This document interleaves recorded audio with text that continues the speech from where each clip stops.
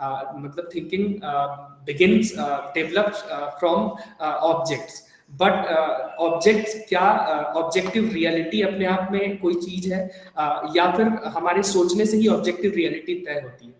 तो इन सब क्वेश्चंस पे आज बात करने के लिए हमारे साथ है डॉक्टर सनी सिंह, जिनका क्वांटम डॉट पे ही रिसर्च है दिल्ली यूनिवर्सिटी से, पहले आईआईटी बॉम्बे से और फिर दिल्ली यूनिवर्सिटी से क्वांटम डॉट पे जिनका रिसर्च है।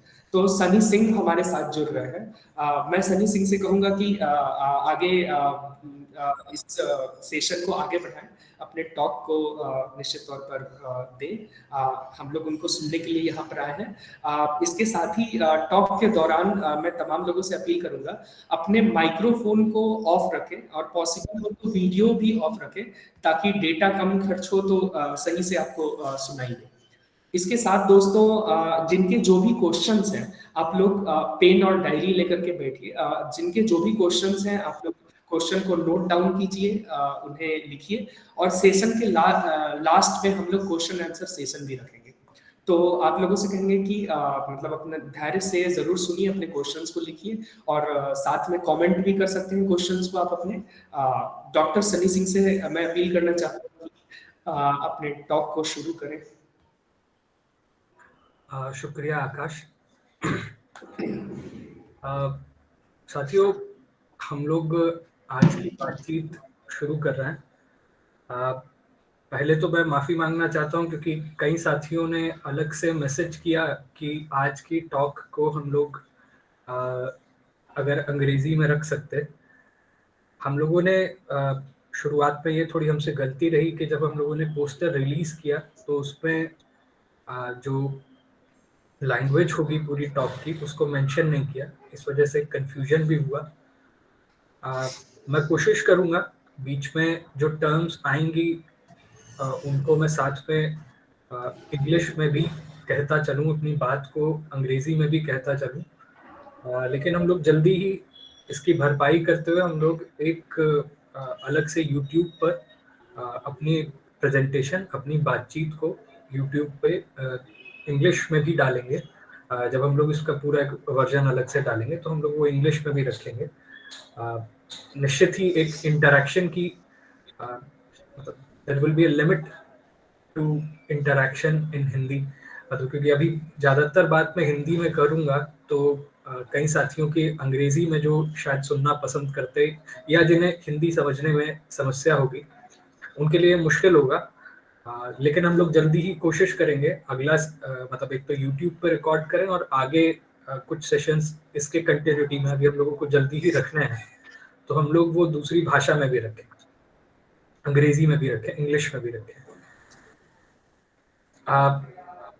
दिस मतलब जो पूरा आज का जो टॉपिक है हम लोगों ने जो चुना, नोबेल प्राइज 2022 क्वांटम एंटेंगलमेंट को लेकर, क्लॉजियर, एस्पेक्ट और ज़िलिंगर 3 एक्सपेरिमेंटलिस्ट्स हैं जिन्होंने ये प्रूव किया कि बेल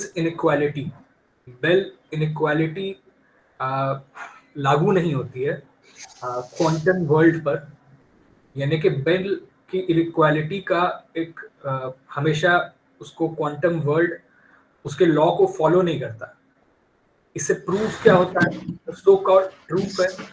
इससे जो निकला जो नोबेल, आकाश आप अपना माइक म्यूट कर लें।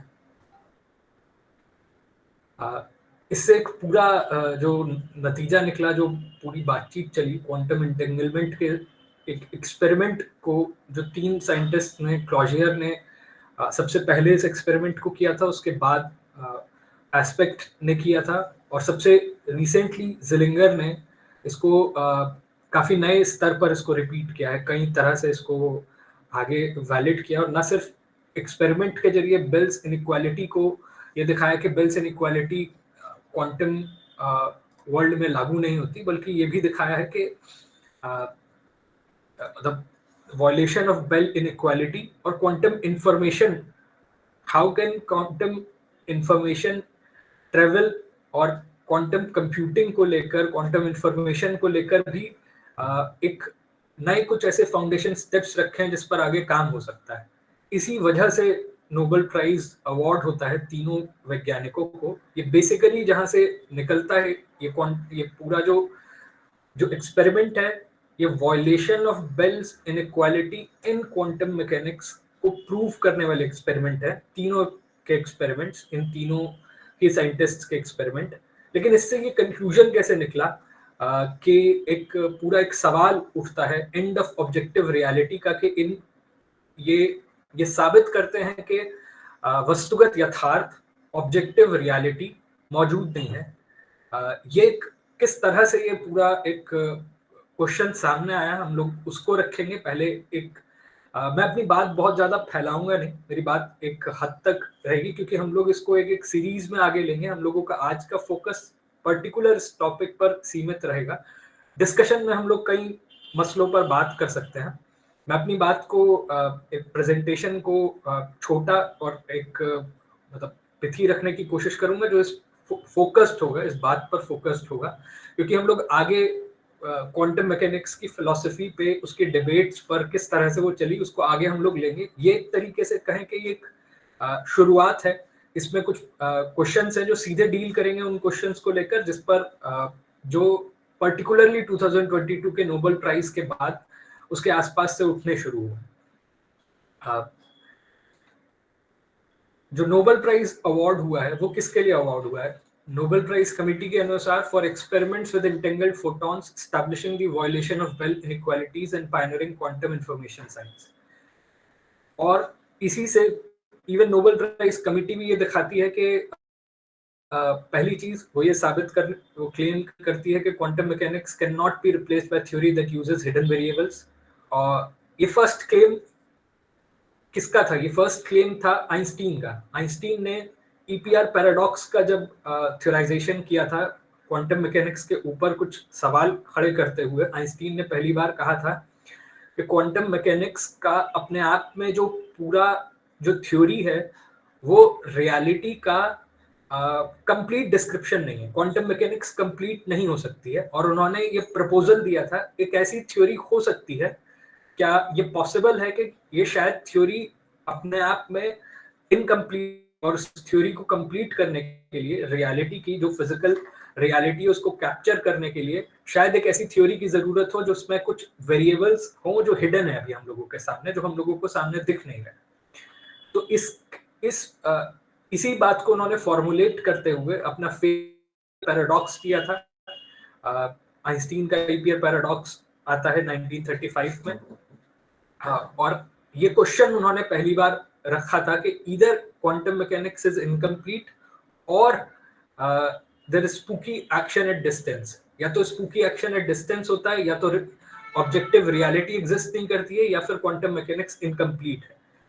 उनका क्वेश्चन ये था, उनके दो सीधे सीधे क्वेश्चन थे। क्वांटम मैकेनिक्स इनकम्प्लीट होगी, उसको हिडन वेरिएबल्स की थ्योरी की जरूरत है।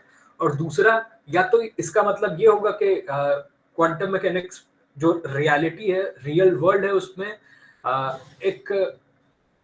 एक बहुत दूरी पर एक स्पूकी एक्शन होता है, यानी कि जो spooky action is at distance, यानी कि स्पीड ऑफ लाइट से भी तेजी से इंफॉर्मेशन ट्रैवल करती है। एक पार्टिकल दूसरे पार्टिकल से इंटरैक्ट करके कोई चीज उसको सूचना देता है, उसके अंदर कोई तब्दीली लेकर आता है, उसके अंदर बताता है कि उसके अंदर किस तरह से चीजें बदल जानी चाहिए।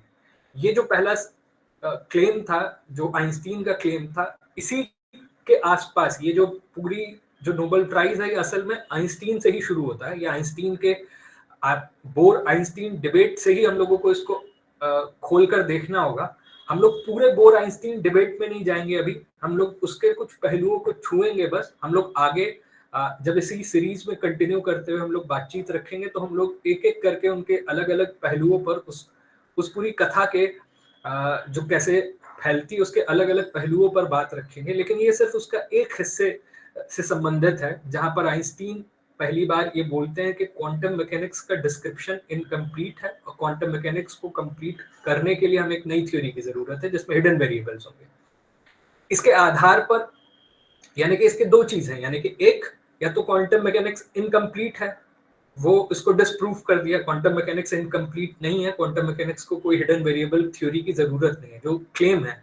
नोबेल प्राइज कमेटी भी जो ये बात कहती है, बेल इनइक्वालिटी के वायलेशन से ये बात साबित होती है। वो कैसे होती है, हम लोग एक एक करके कुछ टेक्निकल टर्म्स जो आ रहे हैं उस पर कोशिश करेंगे उसको समझा सकें और अपनी तरफ से उसको ज्यादा मतलब उसको सिंप्लीफाई करके रख सकें जिससे कि लोग समझ सकें पूरी बात को। ये जो पूरा क्लेम है ये यही दिखाता है कि क्वांटम मैकेनिक्स में या तो जो पार्टिकल्स हैं, यानी कि दो चीजें जो एक डिस्टेंस पर अर्थ और मून के बीच में, अगर एक पार्टिकल अर्थ पर है और दूसरा पार्टिकल मून पर है, उन दोनों के बीच में अगर एक इंटरैक्शन अर्थ पर एक पार्टिकल पे होता है और दूसरा पार्टिकल जो मून पर है उस पे साइमल्टेनियसली तुरंत कोई एक्ट नहीं कर सकती है, कोई एक ऐसा स्पूकी एक्शन नहीं हो सकता है। इंटेंगल्ड होने का यही अर्थ है कि दो पार्टिकल्स इंटेंगल्ड हैं एक डिस्टेंस पर, वो दोनों इंटेंगल्ड हैं, उसमें एक पर एक्ट करने से दूसरे पे एक्ट होता है। आइंस्टीन इसको फॉर्मुलेट करते कहते हैं कि ये रियलिटी की परिभाषा है कि एक साथ अगर वो एक जगह एक्ट करेगा, एक पॉइंट पर एक्ट करेगा तो दूसरे पॉइंट पर स्पीड ऑफ लाइट ट्रेवल करके उस तक पहुंचाना चाहिए, वो साइमल्टेनियसली उस दूसरे पॉइंट पर एक्ट नहीं कर सकता। और क्योंकि ये पॉसिबल नहीं है, ऐसा होता है क्वांटम मैकेनिक्स में क्योंकि प्रिसाइसली ऐसा ही हो रहा था, एक्सपेरिमेंटली प्रिसाइसली ऐसा होता। अगर पहले उन्होंने एक थॉट एक्सपेरिमेंट दिया था, आइंस्टीन का जो थॉट एक्सपेरिमेंट था उस थॉट एक्सपेरिमेंट को ही एक वास्तव में एक्सपेरिमेंट का रूप देकर जो तीन हमारे साइंटिस्ट हैं उन्होंने आइंस्टीन के थॉट एक्सपेरिमेंट को एक वास्तविक प्रैक्टिकल एक्सपेरिमेंट में करके दिखाया और बेल्स इनइक्वालिटी को सिद्ध किया। बेल्स इनइक्वालिटी क्या थी उस पर हम बाद में आएंगे, लेकिन आइंस्टीन ये बोलते हैं कि जो इंटेंगलमेंट है, दो पार्टिकल्स एक दूसरे से एक दूरी पर मौजूद हैं, जिनमें एक दूरी मौजूद है, दूरी पर अगर रखे जाते हैं पार्टिकल्स तो उसमें अगर एक पर एक्ट होता है तो दूसरे पर एक्ट होने के लिए इंफॉर्मेशन या कोई चीज कॉज, इस पर होने वाला कॉज इस पर आने वाले इफेक्ट के लिए ट्रेवल स्पीड ऑफ लाइट की स्पीड से करेगी। यानी कि इन दो पॉइंट्स के बीच में, ये दो पॉइंट के बीच में अगर इंफॉर्मेशन यहां से यहां तक ट्रेवल करती है, थ्योरी ऑफ रिलेटिविटी ये कहती है कोई भी इंफॉर्मेशन ग्रेविटी या electromagnetic radiation speed of light के स्पीड से मूव करता है, उससे कोई भी चीज उससे तेजी से ट्रेवल नहीं कर सकती है। लेकिन इंटेंगलमेंट में दो डिस्टिंक्ट पार्टिकल्स जो इंटेंगल्ड हैं, जो दो अलग एक दूरी पर मौजूद हैं, उनके बीच में इंफॉर्मेशन ऐसा प्रतीत हो रहा था इसके जरिए कि वो दोनों के बीच में वो इतनी तेजी से ट्रैवल कर रहा है कि वो कॉज़ैलिटी को इनवैलिडेट करता है। तो आइंस्टीन कहते हैं कि ये रियलिटी को इनवैलिडेट करेगा अगर ये थॉट एक्सपेरिमेंट रियलिटी को इनवैलिडेट करेगा। लेकिन इसके आधार पर या तो क्वांटम मैकेनिक्स ऐसी होनी चाहिए जिसमें हिडन वेरिएबल्स हो।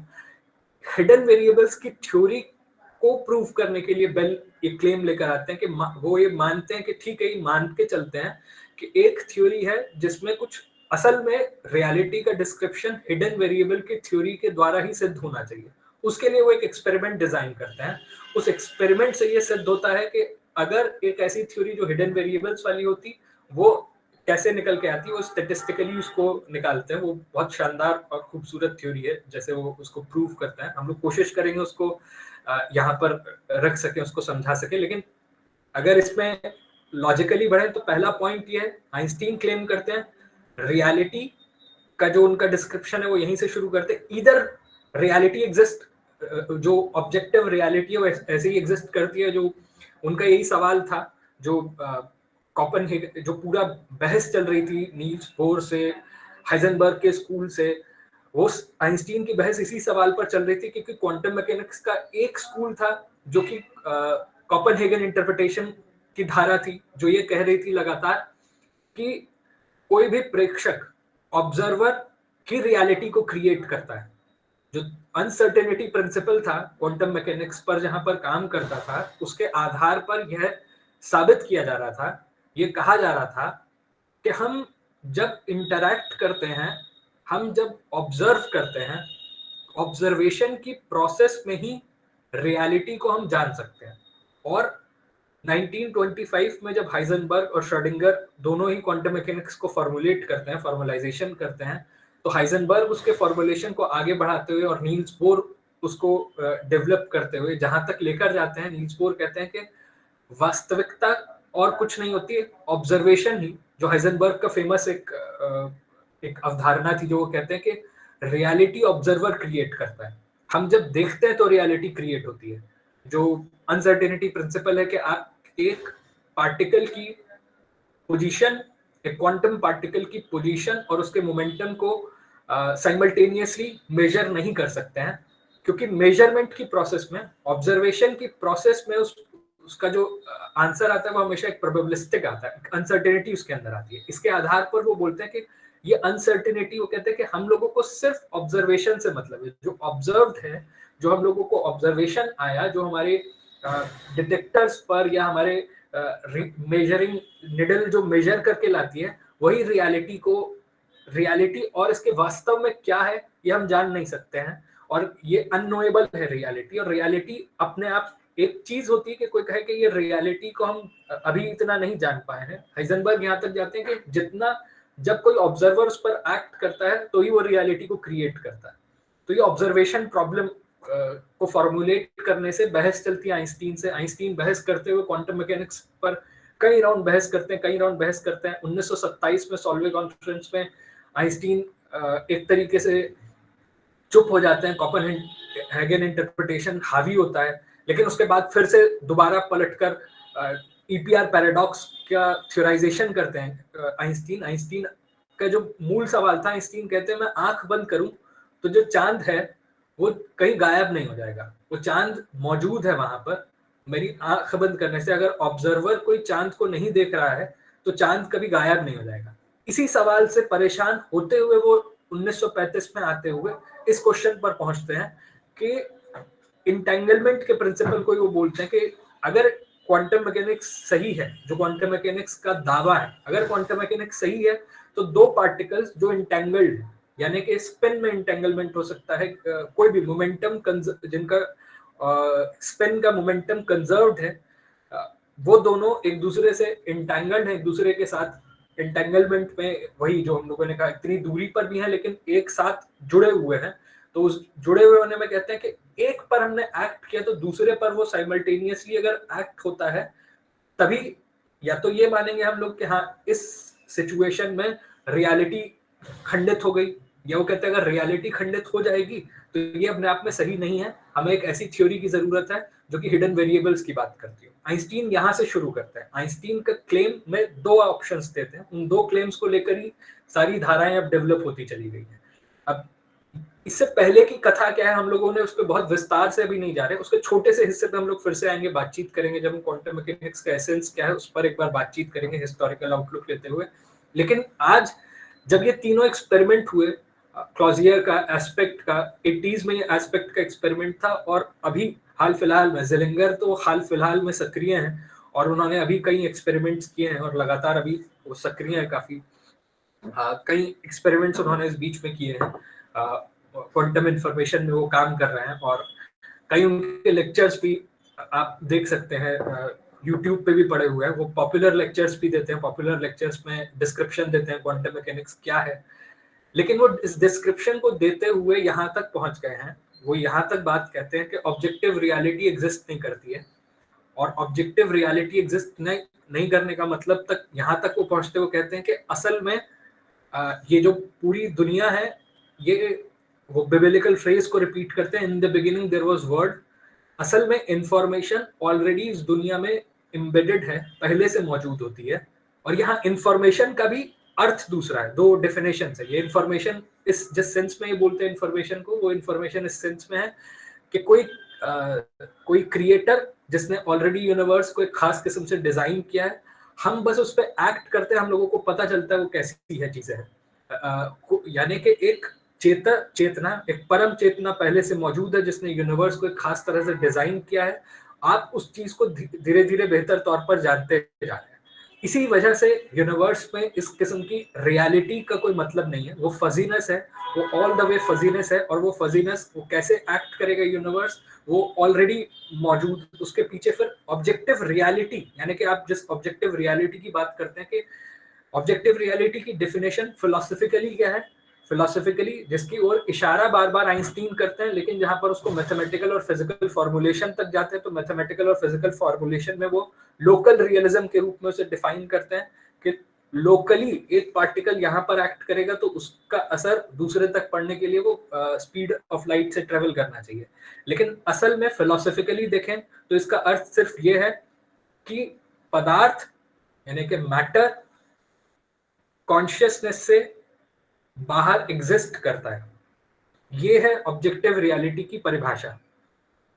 लेकिन इसके बरक्स कोई भी परिभाषा, जैसे पेनरोज भी जो दे रहे हैं वो ये दे रहे हैं कि रियलिटी ऑलरेडी कॉन्शियस है, जो रियलिटी है वो ऑल कॉन्शियस है। या कई इस तरह की डेफिनेशंस आ रही हैं कि पूरा यूनिवर्स असल में एक दूसरे से कनेक्टेड है थ्रू एनर्जी, और वो एक दूसरे के साथ एक्ट करते हैं। जो इंटेंगलमेंट की अभी जो पूरी धारणा जो हम बात कर रहे हैं कि इंटेंगल्ड है दो पार्टिकल्स जो एक दूसरे पे है, इससे निकल रहा है कि हर एक चीज एक दूसरे से कनेक्टेड है, और वो दरअसल वो एक जो यूनिवर्सल डिजाइन था, अर्लियर डिजाइन था, उसी का वो नेट प्रोडक्ट है, और कुछ नहीं है। कोई भी हम जो सोचते हैं, हम जो कर रहे हैं, वो ऑलरेडी एक यूनिवर्सल कॉन्शियसनेस मौजूद है। इस किस्म की कई धारणाएं अब सामने आ रही हैं। ये है वो क्लेम जो बेसिकली जो क्लेम किया जा रहा है वो ये है, जो आइंस्टीन ने जो अपना सामने रखा था, जो पेश किया था, सवाल जो उठाया था, उसी को लेकर इस समय जितने भी बहुत सारे पॉपुलर साइंस मैगजीन्स हैं, बहुत सारे अखबार हैं, वो इस बात को ले उड़े हैं और वो लगातार ये सिद्ध करने में लग रहे हैं कि ऑब्जेक्टिव रियलिटी एग्जिस्ट नहीं करती। इवन नेचर पे कहीं नेचर जर्नल जो सबसे रिप्यूटेड जर्नल्स में से माना जाता है, उस पर कई आर्टिकल्स ऐसे छप रहे हैं कि ऑब्जेक्टिव रियलिटी को अब अलविदा कह देना चाहिए, वस्तुगत यथार्थ को अलविदा कहने का समय आ गया है तमाम भौतिकविदों के सामने, तमाम फिजिसिस्ट को गुड बाय कह देना चाहिए ऑब्जेक्टिव रियलिटी को। तो ये है वो क्वेश्चन, मतलब जो हम लोगों ने प्रॉब्लम अपने सामने रखी है, ये वो प्रॉब्लम है, ये कैसे सिद्ध होती है, इस पर हम आगे बढ़ते हैं। अब क्वेश्चन ये है कि ये पूरा एक्सपेरिमेंट जो अभी सिद्ध कर रहा है वो एक्सपेरिमेंट क्या है। ये एक्सपेरिमेंट जो यानी कि जो क्लॉजियर का, जो एस्पेक्ट का और जो बाद में ज़िलिंगर का, इन तीनों ने ही जो एक्सपेरिमेंट किया वो बेसिकली ईपीआर पैराडॉक्स का ही को ही सिद्ध करता है। ईपीआर पैराडॉक्स क्या है? एक सोर्स से, जो आप प्रेजेंटेशन में देख रहे हैं, एक सोर्स से एस, कोई भी वो क्रिस्टल हो सकता है कि वो इंटेंगल्ड पार्टिकल्स जैसे इलेक्ट्रॉन, पॉजिट्रॉन या दो पेयर ऑफ इलेक्ट्रॉन जिसके स्पिन जो होते हैं, स्पिन एक ऐसी क्वांटिटी, स्पिन एक ऐसी क्वालिटी होती है जैसे क्वांटम पार्टिकल की एक क्वालिटी है स्पिन। स्पिन बेसिकली एक पार्टिकल जैसे अपनी एक्सिस के अराउंड स्पिन कर रहा है, तो उसकी वो स्पिन इस सेंस में स्पिन नहीं है जैसे अर्थ अपनी एक्सिस पे स्पिन करती है, वो और ज्यादा उसकी क्वालिटी बहुत ज्यादा कॉम्प्लेक्स है। वो स्पिन हाफ में कैसे अकर करता है, वो हाफ स्पिन होता है, वो इंटीग्रल नहीं होता, वो सेमी इंटीग्रल स्पिन होता है। वो कैसे अकर करता है इस पर हम लोग कभी और चर्चा करेंगे। अभी हम लोग का बेसिकली लेकिन उसको एक जैसे अर्थ अपने कोई लट्टू जैसे घूमता है एक डायरेक्शन में और एक दूसरे डायरेक्शन में घूमता है, तो ये दो ऑपोजिट स्पिन्स हो गए। तो दो पार्टिकल्स जो इंटेंगल्ड पार्टिकल्स होंगे, उन दोनों का नेट स्पिन मोमेंटम 0 होगा। ये दोनों का इंटेंगलमेंट है, वो इंटेंगल्ड पेयर है जो एक सोर्स से पैदा हुए हैं। जो एक लट्टू एक डायरेक्शन में घूम रहा है और दूसरा लट्टू उतनी ही तेजी से, उतनी ही स्पीड से दूसरे डायरेक्शन में घूम रहा है। मैं शायद दोनों एक ही तरफ घुमा रहा था। तो दोनों जो ये ऐसे लट्टू जो एक डायरेक्शन में घूम रहा है, दूसरा लट्टू दूसरे डायरेक्शन में घूम रहा है, ये एक सोर्स से पैदा हुए हैं और दोनों का नेट मोमेंटम अगर हम ऐड करें तो वो कंजर्व्ड रहेगा। अपोजिट डायरेक्शन वाले स्पिन, दो अलग स्पिन स्टेट में, वो उसके स्पिन के बारे में बताता है, उसके क्वांटम मैकेनिक्स की एक क्वालिटी के बारे में, उसकी एक ऑब्जर्वेबल क्वालिटी के बारे में बताता है। जैसे उसकी एक एनर्जी है तो उसका एक स्पिन स्टेट है, उसका एक एनर्जी स्टेट है, वो कितने एनर्जी स्टेट में, तो एक उसका एक डेफिनेट स्पिन स्टेट। हाँ, किसी साथी ने क्वेश्चन रेज किया है, आप क्वेश्चन लिख भी सकते हैं अगर किसी को बीच में एक्सप्लेनेशन चाहिए, कोई चीज बीच में अगर पूछनी हो तो कहीं पर क्वेश्चन लिखा भी जा सकता है। अभी शायद किसी साथी ने हैंड रेज किया था। हाँ, आप अपने कमेंट बॉक्स में जरूर क्वेश्चन लिख सकते हैं।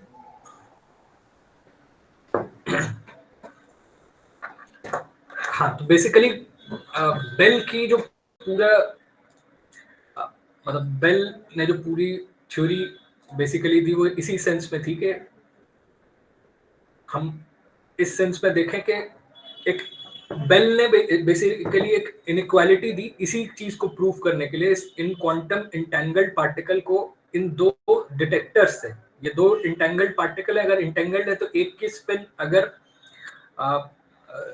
वन मतलब एक की अगर स्पिन पॉजिटिव होगी तो दूसरे की नेगेटिव होगी, एक की अगर प्लस होगी तो दूसरे की नेगेटिव होगी, बिल्कुल उसके अपोज्ड होगा। अगर एक डिटेक्टर में मेजर होगा, अगर दोनों डिटेक्टर एक ही डायरेक्शन में रखे जाते हैं, जैसे पहली बार उन्होंने स्पिन को मेजर करने के लिए जो प्रपोजल था ईपीआर पैराडॉक्स का वो स्पिन का था, आगे एस्पेक्ट ने इसको फोटॉन्स के लिए मेजर किया, और फोटॉन्स में स्पिन के केस में पोलराइजेशन से मेजर करते हैं उसको, जो स्पिन उसका जो फोटॉन का जो इंटेंगलमेंट है वो थ्रू पोलराइजेशन आता है, उसका जो फोटॉन भी दो पेयर ऑफ फोटॉन्स भी इंटेंगल्ड हो सकते हैं, और उसमें बेसिकली उनका जो डायरेक्शन ऑफ स्पिन आएगा या जो डायरेक्शन जो हम मेजर करेंगे जिसके जरिए, वो बेसिकली किसके जरिए आएगा, वो उसका जो किस डायरेक्शन में जो पोलराइज लाइट होती है, जो चश्मा हम लोग पहनते हैं, अलग अलग चश्मे होते हैं जो लाइट को पोलराइज कर देते हैं, लाइट का एक पूरा एक डायरेक्शन मल्टी डायरेक्शन में होते हैं, कुछ पोलराइज लाइट्स होती है जो एक खास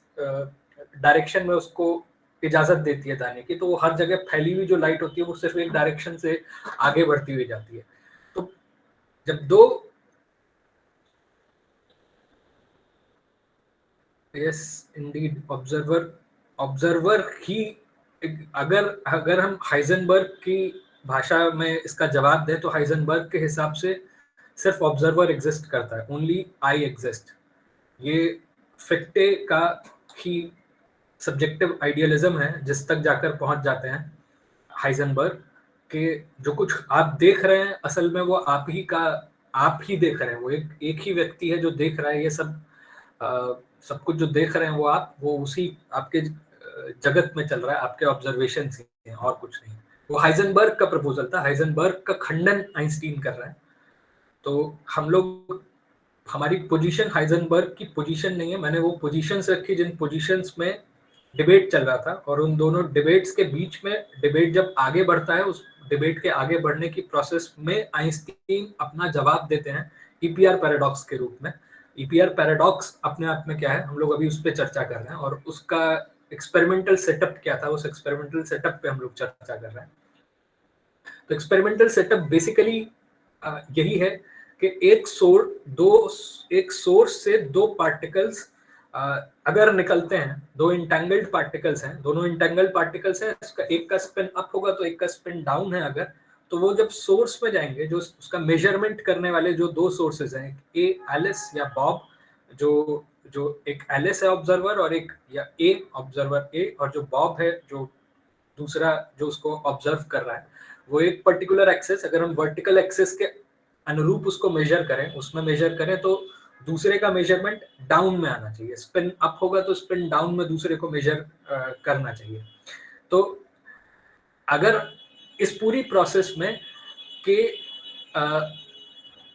मतलब अगर आप एक डायरेक्शन में मेजर करते हैं तो दूसरे डायरेक्शन में ही उसका रिजल्ट आना चाहिए, इस तरह से आना चाहिए एंटेंगलमेंट का। क्वेश्चन यहाँ पर खड़ा होता है, क्वेश्चन इस सेंस में खड़ा होता है, आइंस्टीन ने ये प्रपोजल दिया, आइंस्टीन ये कहते हैं कि मान लीजिए कि हम अब मान के चलें कि ये जो दोनों पार्टिकल्स जो जनरेट हो रहे हैं, जो एक साथ एक अलग डायरेक्शन में, दो डायरेक्शंस के अंदर वो जनरेट कर रहा है पार्टिकल्स को, दोनों जो अब क्योंकि हम जिसके स्पिन की बात कर रहे हैं, हम फोटॉन्स के स्पिन की बात कर रहे हैं, फोटॉन्स के स्पिन को पोलराइजेशन कहते हैं, और पोलराइजेशन को आप किसी भी एक्सिस के अनुरूप माप सकते हैं। तो हमने एक पर्टिकुलर एक्सिस ली, हम लोगों ने एक वर्टिकल एक्सिस ली, दो वर्टिकल एक्सिस पर रखे हुए डिटेक्टर्स हैं, एक इस एक्सिस पे एक इस एक्सिस पे, यहाँ से दो फोटॉन्स निकलते हैं, दोनों जो फोटॉन्स निकल रहे हैं वो फोटॉन्स इंटेंगल्ड।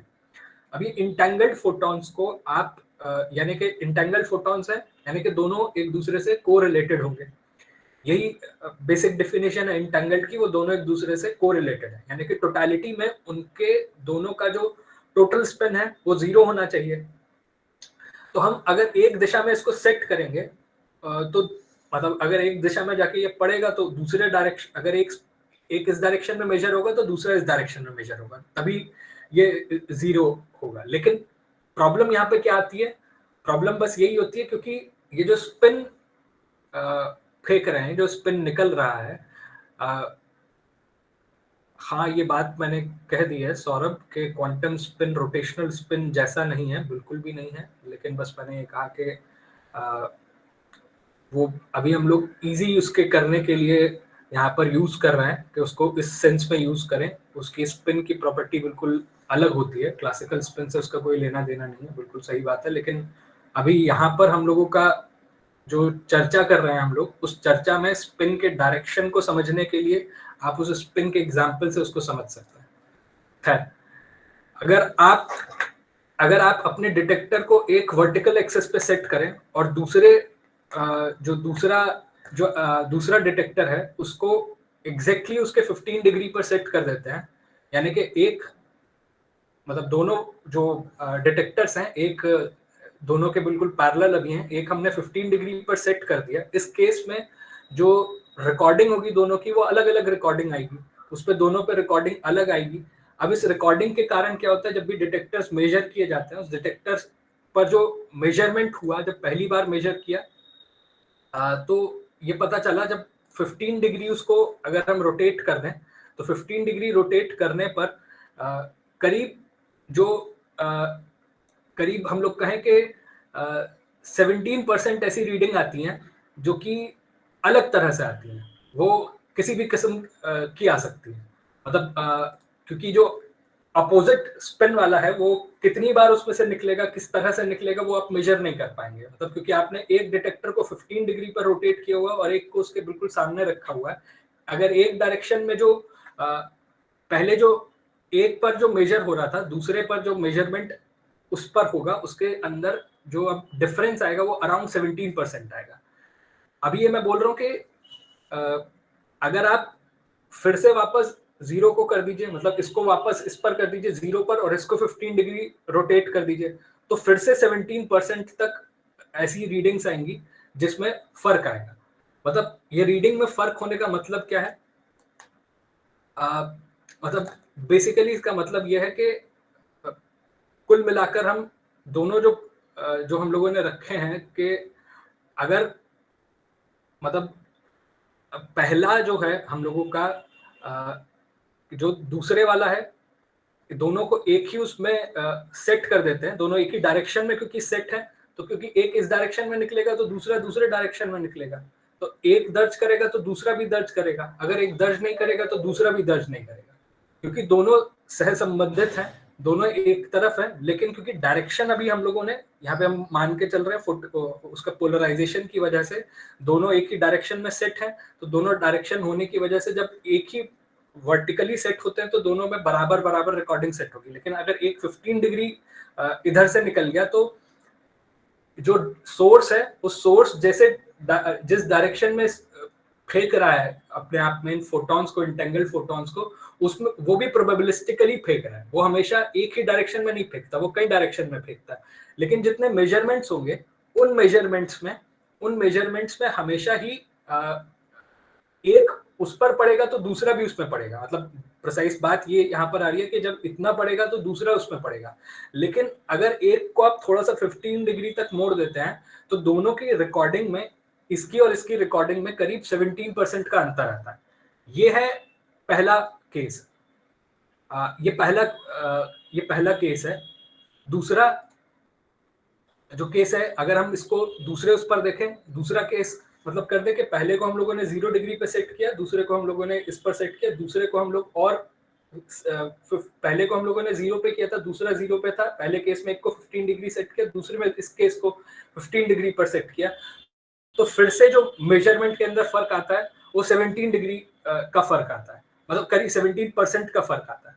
ये जो पूरा मतलब ये दो पहले केस है। अगर अब इस तीसरे केस को एड ऑन करते हुए कहते हैं, वो ये कहते हैं कि अगर हम सारी चीजों को जान के, अगर इसमें पहले केस में जो टिल्ट किया था डिटेक्टर को 15 डिग्री टिल्ट किया था, दूसरे में इसको 15 डिग्री टिल्ट किया था, तो दोनों की रिकॉर्डिंग में 17% और 17% डिफरेंस आ रहा था। अब जो प्रपोज करते हैं, बेल कहते हैं अगर दोनों को ही हम लोग 15 डिग्री टिल्ट कर दें, अगर ये दोनों दोनों 15 डिग्री टिल्ट हो जाए तो आना चाहिए था इस वर्टिकल एक्सेस पर ही 15 डिग्री अगर टिल्ट होता है तो 17% का डिफरेंस आ रहा था, इस पर भी 17, इस पर इसको 15 डिग्री टिल्ट करने पर 17% का डिफरेंस आ रहा था, क्योंकि अगर दोनों पार्टिकल्स एक दूसरे को अगर जो इंटेंगलमेंट का अगर सिर्फ ये अर्थ निकाला जाए जो आइंस्टीन कहते हैं कि अगर हम सिर्फ इतने रूप में देखें कि ये जो दोनों चीजें हैं, ये दोनों इंटेंगलमेंट का सिर्फ इतना अर्थ है कि वो जब वो दोनों का स्पिन अपोजिट है, यहाँ पर हम जो मानकर चल रहे हैं इंटेंगलमेंट की डेफिनेशन पर, जहां पर आइंस्टीन आते हैं, वो कहते हैं कि अगर इंटेंगलमेंट का सिर्फ इतना अर्थ है कि एक स्पिन अप है एक स्पिन डाउन है और एक दूसरे से कोई प्रभावित नहीं करते हैं, ऑब्जर्वेशन को पहले से जो भी चीजें उस पर प्रभावित नहीं करते हैं, तो होना ये चाहिए था कि जो स्पिन इसका हाफ है इसका स्पिन हाफ रहेगा हमेशा ही केस में। तो ये दोनों मेजरमेंट्स को हम लोग जब 15 डिग्री दोनों को मोड़ दिया तो टोटल इनएक्यूरेसी जो आनी चाहिए रीडिंग की वो आनी चाहिए 34%, दोनों जुड़ जाएंगे और 34% आनी चाहिए। लेकिन ये 34% आने की जगह यहाँ पर होता क्या है कि रियलिटी में जब इसको मेजर किया जाता है, ये मेजर करने पर पता चलता है कि ये असल में 34% नहीं आती है, ये 50% आती है। और 50% आने का मतलब ये निकलता है कि मतलब इससे ये निकलता है कि इस पूरी बात में कि हम जिस चीज को मेजर कर रहे हैं वो एक मेजरमेंट होते ही दूसरे मेजरमेंट पे असर डाल रहा है। मतलब आपने जब वो 15% असल में जब मेजरमेंट आपने इंटेंगल पार्टिकल्स का किया तो एक केस में 17 दोनों का आ रहा था, लेकिन आप उसको जैसे ही दोनों को इस तौर पर सेट करते हैं तो असल में जो मेजरमेंट आता है वो 50% तक आता है। और 50% इसलिए आता है क्योंकि एक ये बेल्स इनइक्वालिटी का बेसिकली बेल ने इसी चीज को टेस्ट करने के लिए रखा था। ये चीज एक दूसरे को सिद्ध करती है कि एक डिटेक्टर पर मेजरमेंट अपने आप में दूसरे डिटेक्टर पर मेजरमेंट को प्रभावित करता है। अब ये दोनों डिटेक्टर आप कितनी दूरी पर ले जाइए, उसको कितनी दूरी पर ले जाइए, उस सब के बावजूद भी वो हमेशा जब भी डिटेक्शन इधर होगा वो दूसरे डिटेक्शन को प्रभावित करेगा और उसके अंदर एक चेंज आएगा। उसके अंदर जब चेंज आएगा उस चेंज की वजह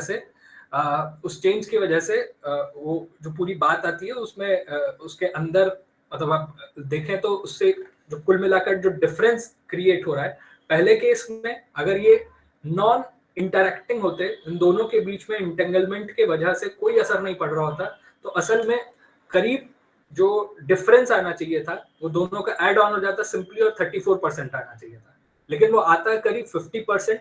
ये इसी से पता चलता है, ये इस कारण से होता है कि उसके अंदर एक दूसरे को वो प्रभावित करते हैं, एक दूसरे के ऊपर प्रभाव छोड़ते हैं। इसका अर्थ ये निकलता है कि जो एक पॉइंट पर जो एलिस के डिटेक्टर पर जब इंटेंगल्ड पार्टिकल आया, उसका जो अदर पेयर है उधर आपने इधर जो मेजर किया उसके मेजरमेंट से उस पर असर पड़ेगा। यानी कि आप एक पार्टिकल पर इधर एक्ट करते तो दूसरे पे अचानक से खुद प्रभाव पड़ता है, उसके ऊपर दूसरा एक्ट होता है, उसके मेजरमेंट पर आप उसको कितना ही मेजर करिए उस पर प्रभाव पड़ेगा। इसका अर्थ ये निकलता है, यही आइंस्टीन बोलते हैं कि इसी चीज को आइंस्टीन के पैराडॉक्स को, ईपीआर पैराडॉक्स को उन्होंने बेल ने बोला था कि जब जब क्वांटम मैकेनिक्स में इंटेंगल्ड पार्टिकल्स एक दूसरे को प्रभावित करेंगे तो बेल्स अगर ये मोर देन 34% आएगा नेट दोनों के जो दोनों का एडिशन होकर, दोनों के जो इनएक्यूरेसी का एडिशन ऐड ऑन होकर मोर देन 34% आएगा,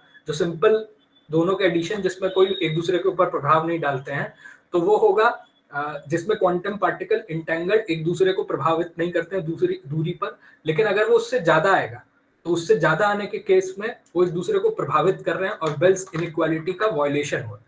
ये बेल्स इनइक्वालिटी का वायलेशन अपने आप में सिद्ध करता है कि जो दूरी पर पार्टिकल्स हैं, इसकी हम सिंपल पिक्चर बहुत ही और इसके सिंप्लीफाई करके पिक्चर इमेजिन करें तो बेसिकली वही जो शुरुआत में कहा था, एक चांद पर इंटेंगल्ड पेयर का एक पार्टिकल, जो पेयर्ड पार्टिकल्स हैं उसका एक पार्टिकल चांद पर और एक पार्टिकल धरती पर। तो धरती पर जब पार्टिकल होगा और जो दूसरा पार्टिकल होगा धरती पर, आप उसको जैसे ही ऑब्जर्व करते हैं उसका एक स्टेट आता है, जो उसका स्टेट ऑब्जर्वेशन की वजह से आता है उस समय उस पर्टिकुलर मोमेंट पे, वो तुरंत उसके स्टेट को उसी मोमेंट पर जो चांद पर पार्टिकल है उसके स्टेट को निर्धारित करता है। इससे एक चीज जो सिद्ध हुई वो ये सिद्ध होती है कि हिडन वेरिएबल्स की थ्योरी जो लोकल जिस तरह से डिफाइन कर रहे थे आइंस्टीन, वो कहते हैं उसकी जरूरत नहीं है, वास्तव में क्वांटम मैकेनिक्स ऐसी ही है, वास्तव में फजीनेस है, वास्तव में स्पूकीनेस होती है और आप इसको एक्सप्लेन नहीं कर सकते हैं। इसको इसी तौर पर समझा जाना चाहिए। जब इसके एक्सपेरिमेंट पहली बार किए गए, इसके बाद जॉन न्यूमैन आते हैं। जॉन न्यूमैन पहली बार अपने आप में एक पूरा एक मैथमेटिकल फ्रेमवर्क देते हैं और मैथमेटिकल फ्रेमवर्क से बताते हैं कि जो पूरा कोई हिडन वेरिएबल्स की थ्योरी पूरी तरह से गलत है, वो पॉसिबल ही नहीं है। और क्योंकि जॉन न्यूमैन बहुत बड़े नाम थे मैथमेटिक्स में और क्वांटम मैकेनिक्स का जो पूरा मैथमेटिकल फॉर्मुलेशन वो लाकर देते हैं, इसकी वजह से ये पूरी बात को एक तरीके से रिजेक्ट कर दिया जाता है। इसी समय डी ब्रोगली अपना एक सवाल पेश करते हैं, इसका पूरे को इस पूरी बात को एक नए तरह से सिद्ध करने की कोशिश करते हैं। वो ये कहते हैं कि इस पूरी बात को समझने के लिए हम लोग जो उन्होंने पहली बार भी कहा था 1927 में, जो मैटर वेव डुअलिटी की उन्होंने बात की थी कि एक मैटर और वेव होती है जो एक दूसरे से इंटरैक्ट करती है, तो उन्होंने पहली बार बात की थी कि इस किस्म की एक ऐसा मुमकिन है शायद कि मैटर अपने आप में एक वेव जनरेट करता हो और दोनों जो मटेरियल इंटेंगल्ड पार्टिकल्स हैं वो अपने आप में एक पार्टिकल दूसरे पार्टिकल से थ्रू वेव जुड़ा हुआ हो। लेकिन इस सवाल पर उनकी बहस होती है और वैज्ञानिकों से, फिर वो अपने सिद्धांत को छोड़ देते हैं और उस पर आगे चर्चा नहीं करते हैं। एक तरफ उनकी इस पर बात उनकी पीछे रह जाती है, उनकी बात आगे नहीं उठती। लेकिन पहली बार उन्होंने जो थ्योराइज किया था वो थ्योराइजेशन ये था कि पार्टिकल्स, जो दो पार्टिकल एक दूसरे से दूरी पर मौजूद हैं, वो नॉन लोकली एक दूसरे से संबंधित हैं। यानी कि एक दूसरे से कोरिलेशन दो पार्टिकल्स का नॉन लोकली भी हो सकता है। नॉन लोकली का मतलब जरूरी नहीं है कि कोई कोरिलेशन के लिए एक दूसरे को इधर ही एक्ट करे, इस डिस्टेंस पर इसमें किया हुआ चेंज इसमें तुरंत साइमल्टेनियसली चेंज लेके आ सकता है। उन्होंने कहा कि रियलिटी ही ऐसी है। उन्होंने रियलिटी का पिक्चर है, रियलिटी को उन्होंने बोला कि रियलिटी ही वास्तव में ऐसी है। और इस मामले में जो बेल्स इनइक्वालिटी है या जो ईपीआर पैराडॉक्स है, ईपीआर पैराडॉक्स में ऑब्जेक्टिव रियलिटी की जो पूरी परिभाषा है वो इसके करीब नहीं पड़ती है, क्योंकि वो लोकल रियलिज्म को ही ऑब्जेक्टिव रियलिटी के तौर पर घोषित करते हैं। यानी कि वही सवाल जहां से हमने कहा था कि फिलोसॉफिकली देखें तो ऑब्जेक्टिव रियलिटी को मानने का सवाल सिर्फ इतना ही है कि पदार्थ जगत चेतना से बाहर मौजूद है। पदार्थ जगत अपने आप में कैसा है, जैसे पहले तो पदार्थ जगत को यह भी माना जाता था कि जो दुनिया है वो ऐसी की हमेशा ही इसी तौर पर रही है, जब पहली कोई चीजों के अंदर बदलाव नहीं होता, ये ब्रह्मांड ऐसा ही है। कांट ने जब पहली बार ये थ्योरी दी, नेबुलर हाइपोथेसिस थी, तो एक एवोल्यूशन की पूरी चीजें आती हैं कि दुनिया बदल रही है, चीजें लगातार बदलती रहती हैं। फिर एटॉमिज्म तक रिड्यूस कर दिया गया था कि सबसे छोटा एटम होता है, पार्टिकल के नेचर में देखना चाहिए सारी चीजों को। जब एटम टूटा और एटम के भीतर से जो उसकी संरचनाएं निकल कर आई, ऊर्जा जिस रूप में सामने आई, तो उसके बारे में दूसरे अजम्पशंस किए गए। लेकिन इन सारे जितने भी नए हम लोग मटेरियल वर्ल्ड को जितना ज्यादा डीपली और उसकी इंट्रिकेसीज को, उसकी कॉम्प्लेक्सिटीज को रिवील करते गए हैं, उसी प्रोसेस में हम लोगों ने मटेरियल रियलिटी को समझने के लिए उसकी डीपर लॉज को समझने को डिफाइन किया। लेकिन इससे ऑब्जेक्टिव रियलिटी क्या ऑब्जेक्टिव है, क्या वो लॉज से बाउंड है, इसको हम लोगों ने रिजेक्ट नहीं किया। वरना ये फिजिक्स का आधार ही नहीं रहेगा, ये फिजिक्स के आधार के सेंस में नहीं होगा कि हम सिर्फ इतना ही कर सकते हैं जो हम ऑब्जर्व करें, और जिस चीज को हम ऑब्जर्व कर रहे हैं वो कैसे भी एक्ट कर सकती है, उसका वो कोई चेतना है, वो चेतना अपने हिसाब से उसको एक्ट करती है किसी चीज पर। मतलब ये फिजिक्स के पूरे बेसिस के ऊपर ही एक तरीके से सवाल खड़ा करने वाले सिद्धांत हैं, जो सारी चीजों में सिद्धांत खड़ा करते हैं, सवाल खड़ा करते हैं। लेकिन इस बार भी यही किया गया कि रियलिटी की, ऑब्जेक्टिव रियलिटी की परिभाषा को इस तौर पे ही समझा गया कि कोई इंटरैक्शन जब एक पर दूसरा लोकली इंटरैक्ट करेगा तभी कोई चेंज आ सकता है। डी ब्रोगली पहली बार बोलते हैं, शायद मैं गलत अलग तरह से प्रोनाउंस कर रहा हूँ, फ्रेंच नेम है तो दे ब्रॉय शायद उनको नाम कहते हैं, लेकिन क्योंकि हम लोग जिन हिंदी पट्टी के स्कूलों में पढ़े हुए हैं, जिन कॉलेजेस में पढ़े हुए हैं, वहां पर इसको डी ब्रोगली ही बोलते थे। तो मेरे ख्याल से हिंदुस्तान में शायद डी ब्रोगली ही चल जाता है नाम। इवन कई अच्छे इंस्टीट्यूट्स में, आईआईटीज तक में भी डी ब्रोगली बोलते थे। तो मैं वही नाम ले रहा हूँ, अगर मैं मेरी उसके लिए मैं कह रहा हूँ। बस डी ब्रोगली से मेरा अर्थ वही है, 1927 जिन्होंने मैटर वेव का थ्योराइजेशन किया था। तो पहली बार वो इसका थ्योराइजेशन कहते हैं कि नॉन लोकल कैरेक्टर भी हो सकता है रियलिटी का। रियलिटी एक दूसरे से इंटरैक्ट करती है, तो वो नॉन लोकली भी एक्ट कर सकती है, इंटरैक्ट कर सकती है। लेकिन ये बात भी एक बात के जाए हुए आई गई हो गई, यानी कि दो चीजें हैं जो ऑब्जेक्टिव रियलिटी को, ऑब्जेक्टिव रियलिटी पर जिस पे एक सवाल खड़ा किया जा रहा है इस समय भी प्रिसाइसली, एक लोकल रियलिज्म पर, जिस पर तीनों जो क्लॉजियर का एस्पेक्ट का और जेलिंगर का जो प्रयोग है वो ये सिद्ध करता है, और दूसरा कॉजालिटी। कॉजालिटी पर अभी भी कोई सवाल नहीं खड़ा हुआ, क्योंकि अगर नॉन लोकल रियलिज्म है तो कॉज और इफेक्ट के ऊपर कोई एक चीज, कॉज के कारण कोई इफेक्ट पैदा होता है। क्योंकि इसके कारण यही हो रहा है कि ऑब्जेक्टिव रियलिटी के दो, जो रियलिज्म के दो नोशंस माने जा रहे हैं, एक लोकल रियलिज्म और एक कॉज और इफेक्ट कैसे काम करते हैं, लॉ ऑफ कॉजालिटी काम करता है। ये पूरी तरीके से अब काम करना बंद कर रहे हैं फिजिक्स में। अगर ये साइंस में, फिजिक्स में ये काम नहीं करेंगे तो आप मतलब कॉज की वजह से इफेक्ट नहीं होता है। कोई भी चीज किसी भी वजह से पैदा हो सकती है, आपको जरूरी नहीं उसके पीछे कॉज को ढूंढना। लेकिन इस पूरे नोशन पर अटैक है, इस पूरे नोशन पर अटैक है। इस पूरे नोशन में भी सबसे पहले नोशन के ऊपर अटैक के कारण दूसरे नोशन को भी सवाल के घेरे में लेकर आया जा रहा है, जो कि है बेसिकली लोकल रियलिज्म का नोशन, जिसके ऊपर सवाल खड़ा किया जा रहा है।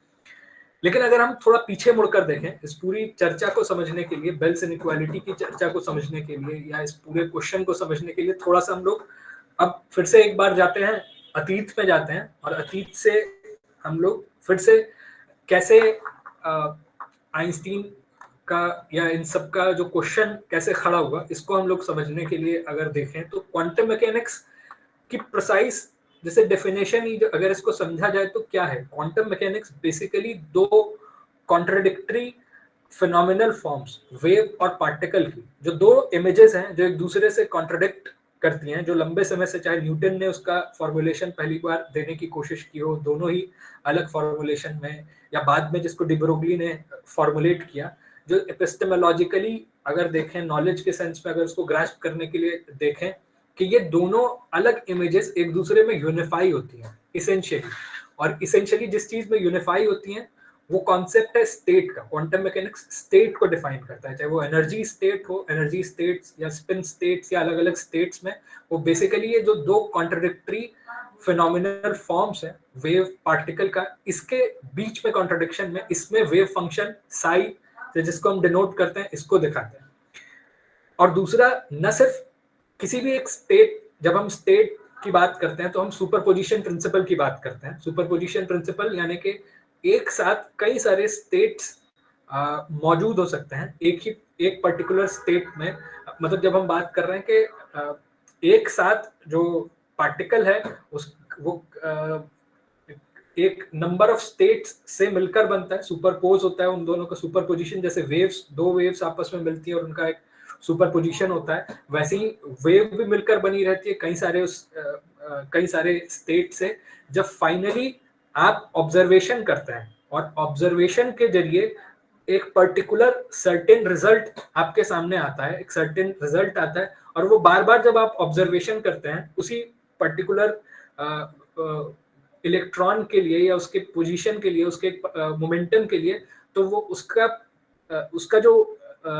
उसका जो रिजल्ट है वो एक जगह नहीं आता, वो थोड़ा सा प्रोबेबिलिस्टिकली ऊपर नीचे मेजर करते हुए सारी चीजें आती है। इसका कारण क्या है? इसका कारण ये नहीं है कि बाय नेचर जो वेव फंक्शन है या जो रियलिटी है वो बाय नेचर इस किस्म की है कि वो बाय नेचर फजी है या उसके अंदर इस तरह की है।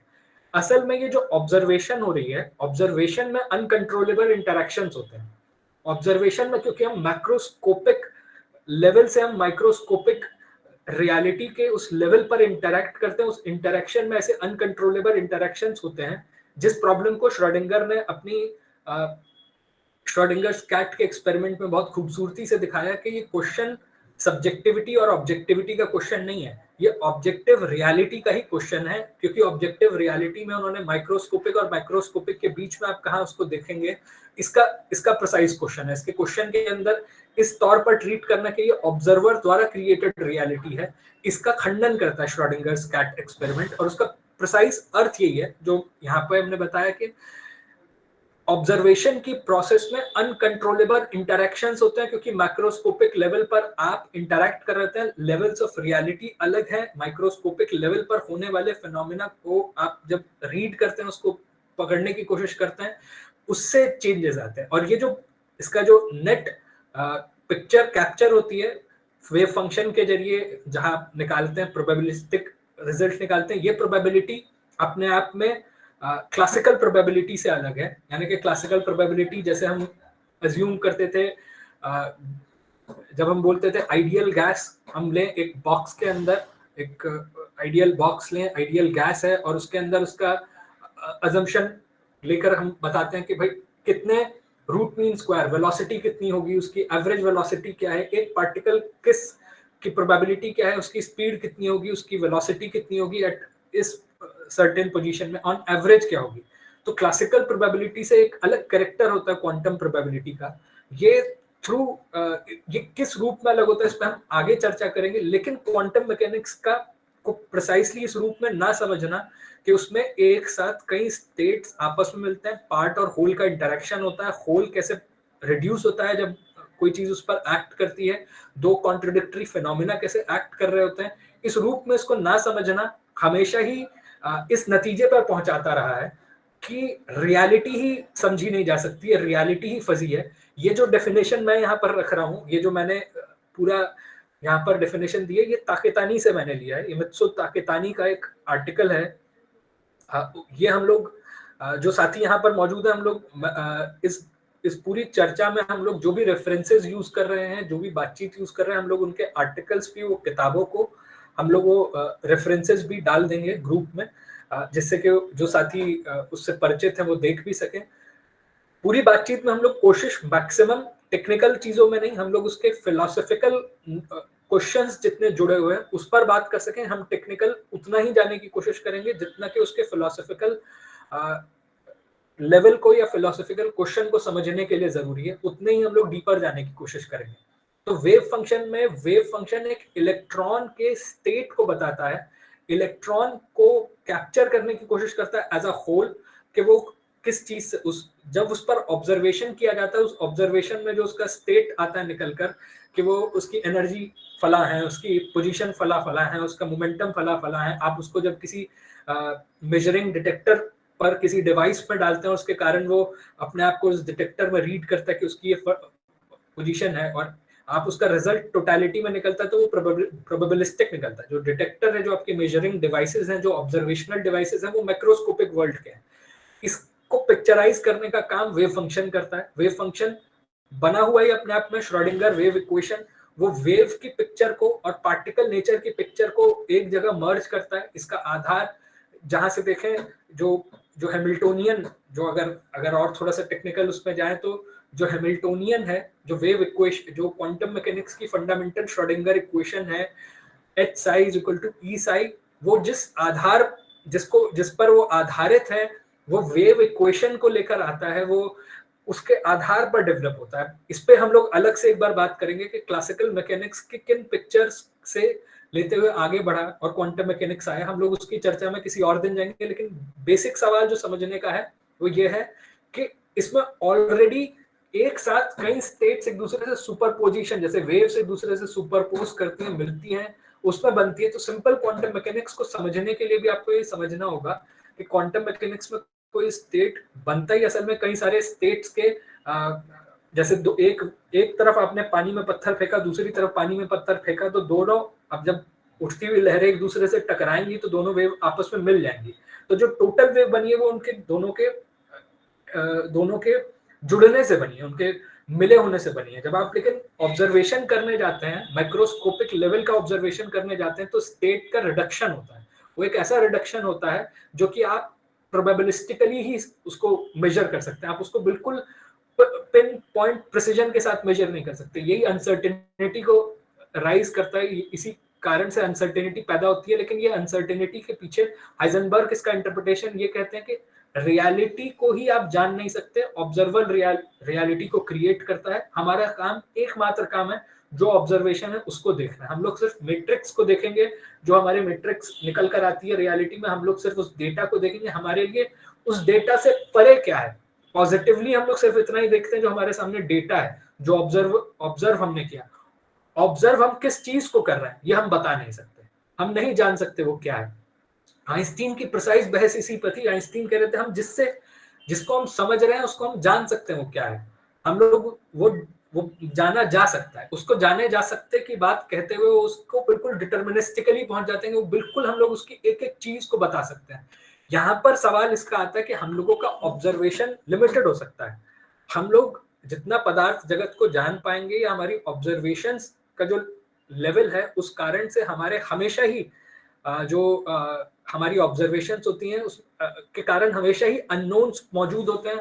हमेशा ही हम लोगों के पास अनसर्टेन मौजूद होता है। प्रकृति में हमेशा ही अनिश्चितता निश्चितता मौजूद रहती है, और ये भी प्रिसाइसली किस वजह से होती है, क्योंकि प्रकृति में हमेशा एक तरफ अगर आप चाहें कि एक नेसेसिटी, तो दूसरी तरफ एक चांस और नेसेसिटी का एक कॉन्ट्रडिक्शन हमेशा घटित होता रहता है। कोई भी चीज आप रिड्यूस नहीं कर सकते हैं कि चीजें हमेशा ही बिल्कुल नेसेसिटी के रूप में आप उसको डिफाइन करें। आप लेबनिज की तरह कोई कैलकुलेटर बना दें कि दुनिया का थ्योरी ऑफ एवरीथिंग के जरिए और बताएं कि 2030 में चीजें क्या होने वाली हैं। आप एटॉमिस्टिकली इलेक्ट्रॉन्स को उसके अंदर के स्तर को एक एक इक्वेशन को डिफाइन करें, उस डेफिनेशन के जरिए बायोलॉजिकल मैन कैसे बनता है, मैन की डेफिनेशन करें, उसके दिमाग में थॉट्स कैसे बन रहे हैं उसको डिफाइन करें, और उसके जरिए पॉलिटिकल मोटिव्स कैसे हैं। आप कोई ऐसी इक्वेशन नहीं बना सकते हैं, चाहे आपकी अपने जीवन में, चाहे समाज में, चाहे प्रकृति के किसी भी स्तर पर, चाहे वो प्लैनेट्स के रोटेशन में हो, चाहे वो क्वांटम मैकेनिक्स के लेवल पर हो। आप किसी भी लेवल ऑफ रियलिटी पर जाएंगे तो हमेशा चांस और नेसेसिटी के बीच का एक द्वंद्व काम करता है। उस द्वंद्व को ना समझ पाना ही क्वांटम मैकेनिक्स में एक तरफ चांस यूनिवर्स सिर्फ चांस की तरफ लेकर धकेल देना कि सिर्फ चांस अकर करता है मोर, या सिर्फ नेसेसिटी की तरफ धकेल देना, हर एक चीज बंधी हुई है। लेकिन चांस भी नेसेसिटी की वजह से अकर करता है, और चांस अपने आप को एक नेसेसिटी के रूप में प्रकट करता है, और चांस का प्रकट होना एक नेसेसिटी को दिखाता है। ये एक कॉन्ट्रडिक्शन है। मटेरियल वर्ल्ड ही अपने आप को इसी कॉन्फ्लिक्ट में यूनिफाइड होता है। मटेरियल वर्ल्ड इसी कॉन्फ्लिक्ट में यूनिफाइड होता है, वरना हर एक चीज प्री डिटरमाइंड होती है। हमेशा हम लोग देखते हैं जब हम देखते हैं क्षितिज को, तो क्षितिज पर जितना आप आगे बढ़ते जाते हैं होराइजन की तरफ, हमेशा ही क्षितिज आपसे दूर भागता है। हमेशा एक अननोन बना रहेगा। आप जितना देखेंगे जहां पर आकाश और धरती मिलेंगे, उसके पार हमेशा कुछ रहेगा जानने के लिए। आप जितना आगे जाएंगे उससे ज्यादा वो आगे धकेलता जाएगा, और जहां क्षितिज है, जहां धरती और आकाश मिलता है, वहां पर एक किस्म का धुंधलका भी रहता है, और वो धुंधलका ही अनसर्टेनिटी है। वो हमेशा रहेगा। वो आप समाज के स्तर पर देखें, आप क्वांटम मैकेनिक्स के स्तर पर देखें, आप फील्ड थ्योरी के रिस्पेक्ट में देखें, हर जगह वो धुंधलका रहेगा। हर जगह आप पहले फिनोमेना सामने आता है, उस फिनोमेना को समझने के लिए आप एसेंस के लेवल तक जाते हैं। आप उस फिनोमेना से जिस फिनोमेना को आप ऑब्जर्व कर रहे होते हैं, उसकी एसेंशियल रियलिटी को कैप्चर करते हैं थ्रू इक्वेशंस, थ्रू अपने अंडरस्टैंडिंग के जरिए, जो आपके है मैथमेटिकल टूल्स के जरिए आप उसको थ्योराइज करते हैं। वो थ्योरी जैसी सिद्ध होती है, उस थ्योरी के सिद्ध होने की प्रक्रिया में ही कुछ और चीजें सामने निकल कर आती हैं, निखर कर सामने आती हैं, जो कि पहले हमारे सामने नहीं थी, और नई चीजें सामने निकल कर आती हैं। ये सदा से चला आ रहा, जब से चाहे अरस्तु ने जिस किस्म से दुनिया को व्याख्यायित किया हो, चाहे हिंदुस्तान में कणाद ने किया हो, या उसके बाद से जो ये यात्रा रही है, ज्ञान की यात्रा रही है, ज्ञान की यात्रा हमेशा ऐसे ही चलती रही है। ज्ञान की यात्रा में कभी भी ऐसा नहीं हो सकता कि आपको हमेशा पूरी तरह से चीजों को आपको ज्ञात चीजें हो जाएं। असल में ये सवाल इतना ही है। क्वांटम मैकेनिक्स के अंदर जो बहस चलती रही है, उसको अगर हम समझे तो हमको इसी नजर से समझना होगा, लेकिन इस नजर से इसको समझा नहीं जाता है। इस नजर में हमेशा दो पक्ष पर जोर लिया जाता है। एक के पूरी तरह से जाना जा सकता है, थ्योरी ऑफ एवरीथिंग बनेगी। दूसरा, क्योंकि पूरी तरह से नहीं जाना जा सकता है, और दोनों ही नजरिए में दोनों ही तरह से घटित ईश्वर आ जाते हैं। फिर अब क्वांटम मैकेनिक्स में कई तरह के इंटरप्रिटेशंस बाद में आए, हम लोग उस पर आगे अभी चर्चा करते हैं। तो इस क्वेश्चन को समझाने के लिए, क्वांटम इंटेंगलमेंट के क्वेश्चन को सबसे पहली बार पेश करने का काम आइंस्टीन ने किया। आइंस्टीन ने ईपीआर पैराडॉक्स के अपने जो पहला पेपर ही था उनका, जो जहां वो रखते हैं, वो यही था, can quantum mechanical description of physical reality be considered complete. यानी कि जिस सवाल पर हम चर्चा कर रहे थे, क्वांटम मैकेनिक्स की उस परिभाषा पर, जिस परिभाषा पर श्रोडिंगर एक पक्ष से लिख रहे थे, एक पक्ष से हाइजेनबर्ग लिख रहे थे, यहाँ से हाइजेनबर्ग, बोर और आइंस्टीन का डिबेट शुरू होता है। बोर आइंस्टीन का जो फेमस डिबेट शुरू होता है, उस डिबेट की कड़ी में एक जगह जाकर ईपीआर पैराडॉक्स का सवाल आता है, जहाँ ईपीआर पैराडॉक्स को रखते हैं। ईपीआर पैराडॉक्स को वो रखते हैं कि क्वांटम मैकेनिक्स की क्या जो रियलिटी है उसको क्या हम कंप्लीट घोषित कर सकते हैं, नहीं कर सकते हैं, ये सवाल वो रखते हैं।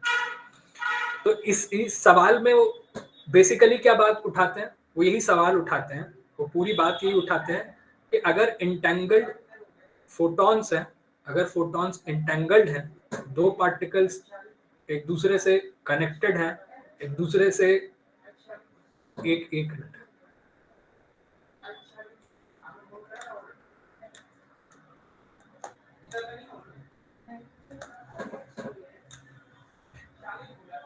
ठीक,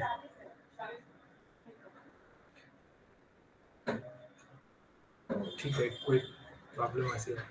खैर, तो आइंस्टीन पहली बार जो क्वेश्चन रखते हैं सामने, आइंस्टीन यही क्वेश्चन रखते हैं जो हम लोगों ने बात की, वो पहली बार यही बताते हैं कि अगर इंटेंगलमेंट है, क्वांटम पार्टिकल्स इंटेंगल्ड होंगे, वो जो दो स्पिन क्वांटम स्पिन पार्टिकल हैं, वो दोनों अगर इंटेंगल्ड होंगे, एक सुस्मित का एक क्वेश्चन है, is character of unknowns in microscopic world different और special because of its microscopic nature, are there any physical limit? Physical limitations तो हमारे मेजरमेंट के या ऑब्जर्वेशन टूल्स के हैं। हम लोग जितना ज़्यादा बेहतर टेक्नोलॉजी के लेवल पर जितना आगे ग्रो करते जाते हैं, जैसे हम सर्न में 28 किलोमीटर लंबी सुरंग बनाते हैं और तब पहली बार ये देख सकते हैं कि एक जो मतलब हेड्रॉन है, जो हेड्रॉन के भीतर क्या मौजूद है, उसको ऑब्जर्व करते हैं डिटेक्टर में, डिटेक्टर्स का कैरेक्टर बदलता है, तो उसकी लिमिटेशन तो कोई नहीं है, फिजिकल लिमिटेशन कोई नहीं है। फिजिकल लिमिटेशन वो इनएग्जॉस्टेबल है। रियलिटी के लेवल्स जितने हम लोग जाएंगे, जितने और भीतर जाएंगे और नीचे तक, और उसकी संरचना निकलती हुई आती रहेगी।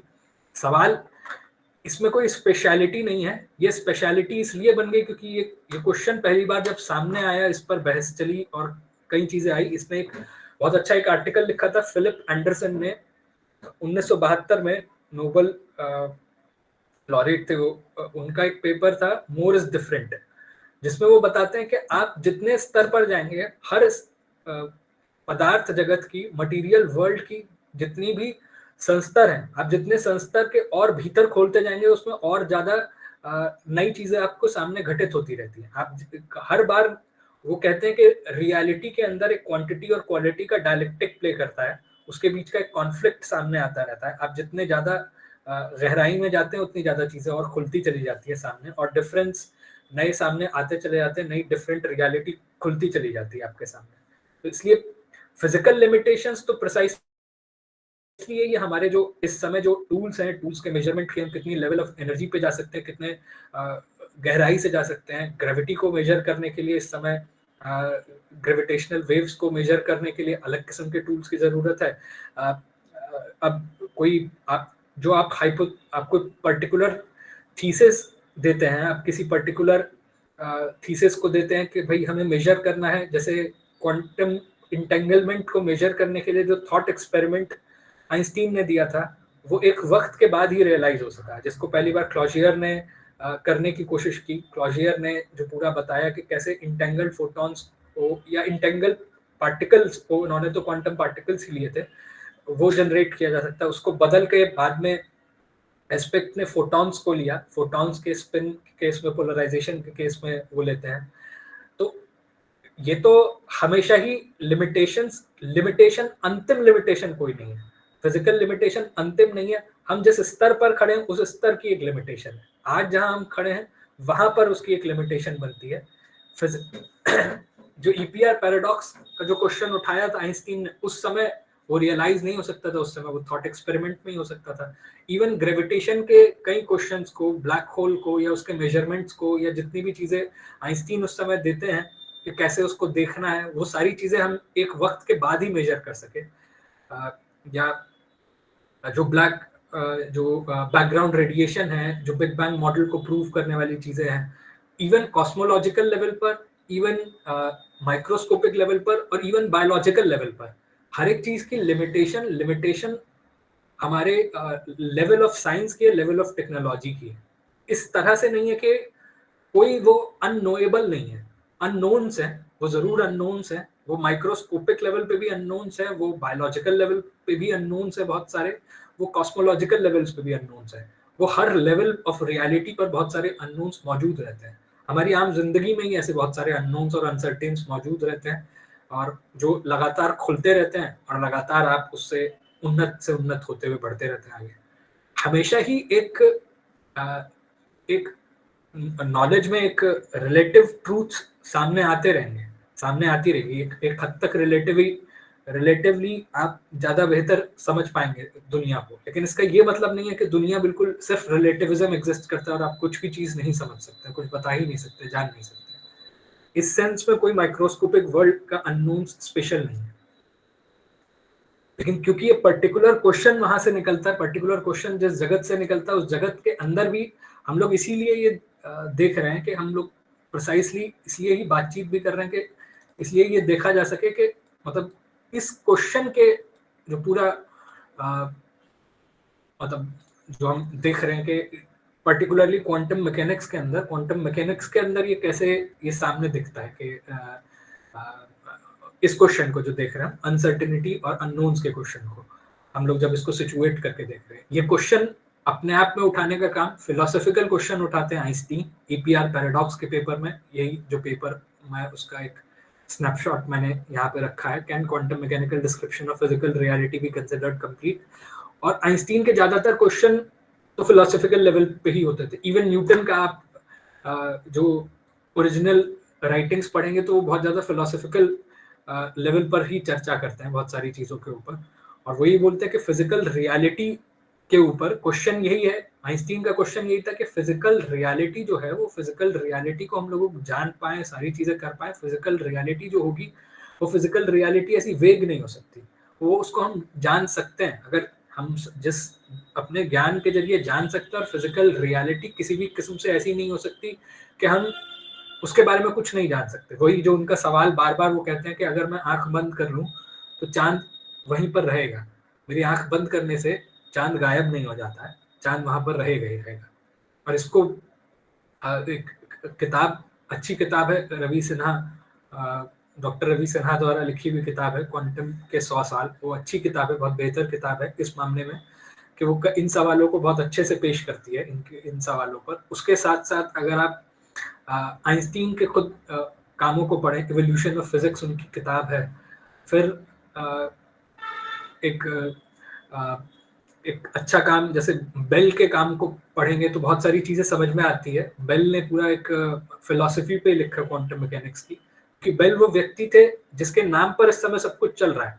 ये सारे बेल्स इनइक्वालिटी के वॉयलेशन को सिद्ध करने वाले हैं, आइंस्टीन की थ्योरी को सिद्ध करने वाले हैं। लेकिन समस्या यही है कि ना तो लोग आइंस्टीन को पढ़ रहे हैं, ना लोग बेल को पढ़ रहे हैं। और इवन एस्पेक्ट का जो एक्सपेरिमेंट था 1980s में किया गया था, उसका नाम था EPRB एक्सपेरिमेंट था। उसमें जिस नाम को गायब कर दिया आज के जगत में, जो पूरा साइंस में या पूरे उसमें गायब है, इसी क्वेश्चन को लेकर अगले सवाल पर जो उठते हैं, इस पर ही हम एक एक करके आगे बढ़े। तो मतलब पहली बार ईपीआर पैराडॉक्स का फॉर्मुलेशन किया आइंस्टीन ने उसी सवाल को रखा कि इंटेंगल्ड पार्टिकल्स में लोकल रियलिटी के क्वेश्चन को वो ऑब्जेक्टिव रियलिटी के रूप में पेश करते हैं। इसी क्वेश्चन को फॉर्मुलेट करते हुए बेल अपने एक पेपर में लिखते हैं on Einstein Podolski Rojan paradox, और इसमें पहली बार अपने बेल्स इनइक्वालिटी के फॉर्मुलेशन को रखते हैं और बोलते हैं कि वास्तव में जो अगर आइंस्टीन ये कह रहे हैं उससे ये निकलना चाहिए, इससे ये चर्चा निकलनी चाहिए कि हम ये बता सकते हैं कि ऐसे हिडन वेरिएबल थ्योरी होगी या नहीं होगी, कोई हिडन वेरिएबल थ्योरी हो सकती है नहीं हो सकती है, कोई ऐसा इंटरप्रिटेशन क्वांटम मैकेनिक्स का पॉसिबल है जो रियलिटी के किसी और डीपर लेवल को, जिसको हम नहीं जान पा रहे हैं, जिसकी वजह से ये फजीनेस पैदा हो रही है, जिसकी वजह से ये स्पूकी एक्शन एट डिस्टेंस पैदा हो रहा है। दो चांस, क्योंकि आइंस्टीन ने कहा था 2 ऑप्शंस आर देयर। एक option spooky action at distance को आप रिकॉग्नाइज कीजिए, यानी कि आप रियलिटी को जिस सेंस में आप मानते हैं रिजेक्ट कर दीजिए, या ये मानिए कि हिडन वेरिएबल्स की थ्योरी मौजूद होती है, कोई हिडन वेरिएबल्स मौजूद है क्वांटम मैकेनिक्स के अंदर। बेल ने जो फॉर्मुलेशन दिया, उन्होंने चेक करने के लिए वही जो पूरा डिटेक्टर्स वाले फॉर्मुलेशन के जरिए दिखाया, अगर हिडन वेरिएबल्स होते तो उनका बेल इनइक्वालिटी का वायलेशन नहीं होता, और वो एग्जैक्टली उतना ही आना चाहिए था हिडन वेरिएबल्स उस रियलिटी को, यानी कि उसको मापा जा सकता है, उसको देखा जा सकता है स्टैटिस्टिकली। उसके लिए जरूरी नहीं है जब हम उस थ्योरी को कर पाए, ये पहली बार उस फिनोमेना के लेवल पर आप मेजर कर सकते हैं। ये बेल ने पहली बार फॉर्मुलेट किया, और इस बेल्स इनइक्वालिटी को मेजर करने के लिए इसका थ्योरेटिकल फॉर्मुलेशन इसका लेवल पर, अगले लेवल पर जो लेकर आते हैं वो लेकर आते हैं जो एस्पेक्ट का एक्सपेरिमेंट, क्लॉजियर का एस्पेक्ट का एक्सपेरिमेंट होता है, और उसके बाद अब जो एक्सपेरिमेंट हुआ, जो कि एक्सपेरिमेंट था जिलिंगर का। लेकिन अब इसके बीच की जो कथा में एक हिस्सा मिस हो गया, वो है बोम का। बोम ने पहली बार, इस हिस्से में मैंने यहाँ पर वो प्रेजेंटेशन के अंदर नहीं डाला है, बोम ने इसके ऊपर एक थ्योरी पूरी पेश की। मैं बोम की थ्योरी को दिखाने के लिए एक छोटा सा एक वीडियो पहले सामने आपके एक प्रेजेंट करूंगा कंक्लूजन पे पहुंचने से पहले।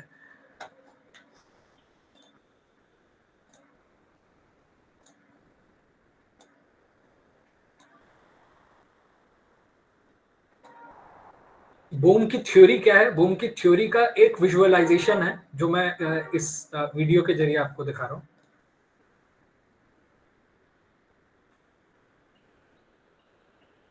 इसमें जो ये पार्टिकल और जो नीचे वेव जिस पर ये एक ऑयल ड्रॉप है जो उसके बीच में मौजूद हवा की वजह से वो लगातार उस पर बम्प करती है और उसको वो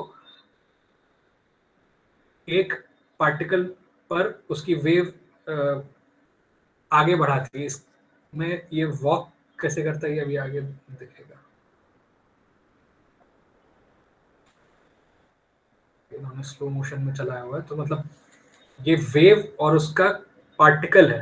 जैसे जो बोम का पूरा बोम एक थ्योराइज करते हैं, जो ब्रोगली ने पहली बार फॉर्मुलेट किया था, उसी को नेक्स्ट लेवल पर फॉर्मुलेट करते हुए कहते हैं कि non local hidden variable theory possible है, जिसमें कि एक ऐसी वेव जो पायलट वेव कहते हैं, दोनों इंटेंगल्ड फोटॉन्स के बीच में वो पायलट वेव है जो एक दूसरे से इंटरैक्ट करती है उन दोनों फोटॉन्स के बीच में, और जो एक साथ दोनों पर असर डालती है। वो वही पायलट वेव है जो उस पार्टिकल के मोशन को, उसके डायरेक्शन को, उसके टोटल में किस तरह से वो मूव करता है वो तय करती है कि वो कितना आगे बढ़ेगा, कहाँ होगा। और दोनों इंटेंगल्ड फोटॉन्स उस पायलट वेव के जरिए एक दूसरे से इंटरैक्ट करते हैं, एक दूसरे से बंधे हुए हैं, जुड़े हुए हैं, और एक जगह एक्ट होना उस वेव के जरिए, क्योंकि वो एक्ट करते हैं इसलिए एक पर एक्ट होना वो दूसरे पे इनडायरेक्टली एक्ट करेगा।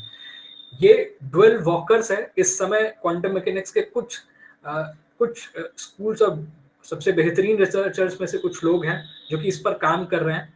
ये एक उनके द्वारा पेश किया गया एक मॉडल है जिसमें वो यही दिखा रहे हैं कि पायलट वेव थ्योरी जो बोम का एनालिसिस था वो कैसे क्वांटम मैकेनिक्स को समझाता है।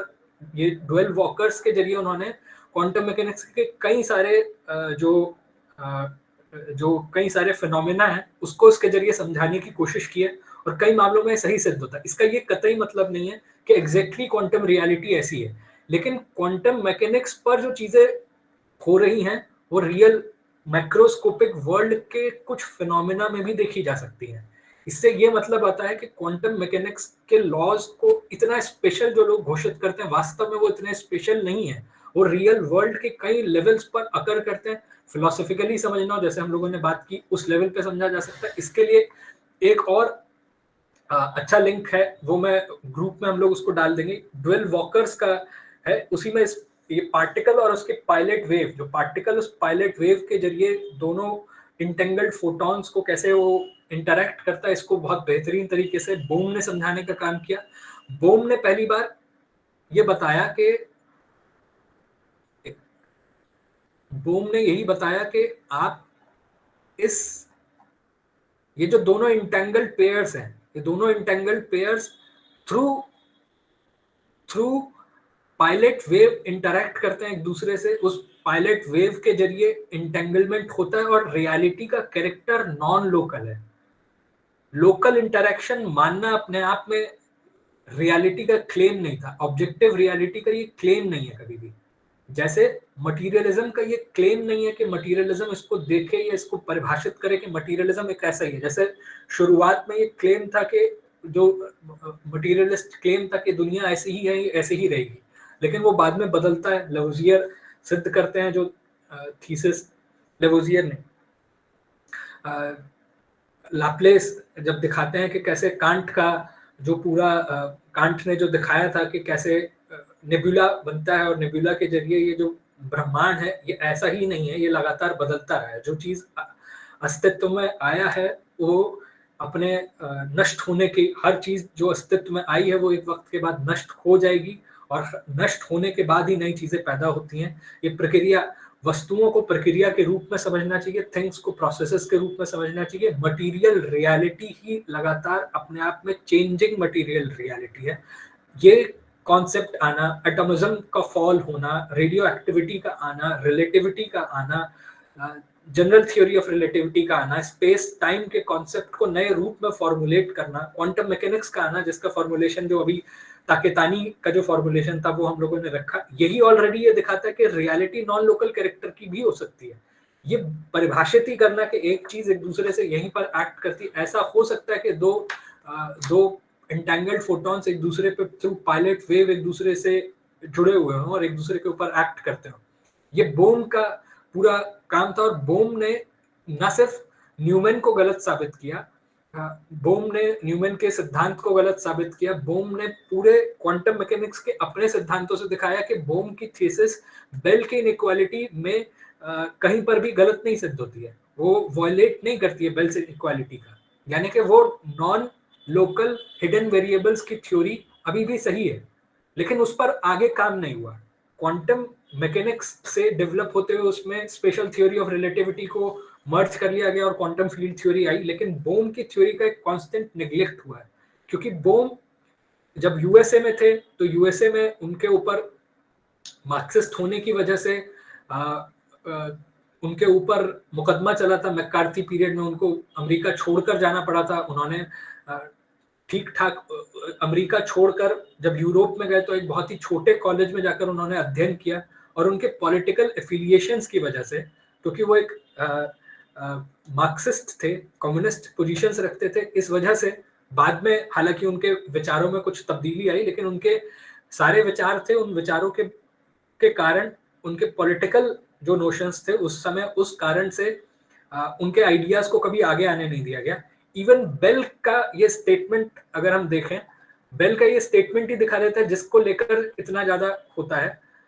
ये बेल का, मैं बेल को कोट कर रहा हूँ, Bohm showed explicitly how parameters could indeed be introduced into non-relativistic wave mechanics, with the help of which the indeterministic description could be transformed into a deterministic one. More importantly, in my opinion, the subjectivity of orthodox version, the necessary reference to the observer, could be eliminated. But why then had Born not told me about the pilot wave, if only to point out what was wrong with it? Why did von Neumann not consider it? More extraordinarily, why did people go on producing impossibility proofs after 1952 and as recently as 1978? Why is the pilot wave picture ignored in textbooks? Should it not be taught, not as the only way, but as an antidote to prevailing complacency, to show us that vagueness, subjectivity, and indeterminism are not forced on us by experimental facts, but by deliberate theoretical choice? और यही precisely इस समय भी question है कि इस समय जो ये पूरा वेगनेस, सब्जेक्टिविटी, इनडिटर्मिनिज्म प्रिवेल कर रहे हैं ये एक्सपेरिमेंटल फैक्ट्स की वजह से नहीं है, ये थ्योरेटिकल चॉइस है इस समय के ज्यादातर साइंटिस्ट की, इस समय के एकेडमिक्स की, इस समय के जो इस समय के मौजूदा ढांचा है उसकी ये थ्योरेटिकल डेलिबरेट थ्योरेटिकल चॉइस है, जिस वजह से कोई ऐसा नई डिस्कवरी होती है, नई ऐसी खोज होती है, तुरंत जाकर हल्ला मचता है, शोर मचता है कि रियलिटी को समझा नहीं जा सकता है, पूरी तरीके से इनडिटर्मिनिज्म प्रिवेल करता है, ऑब्जर्वर ही रियलिटी को क्रिएट करता है। और ये बेल का आइडिया है।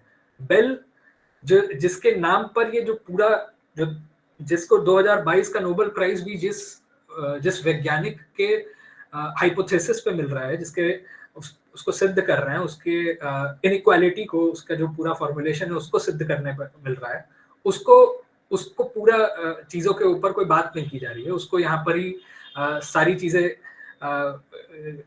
इसको पूरी तरीके से रिजेक्ट, मतलब एक तरीके से इसमें एक पूरा एक कॉन्स्पिरेसी ऑफ साइलेंस है बोम के पूरे अवधारणा पर, बोम ने जो काम किया उसके ऊपर।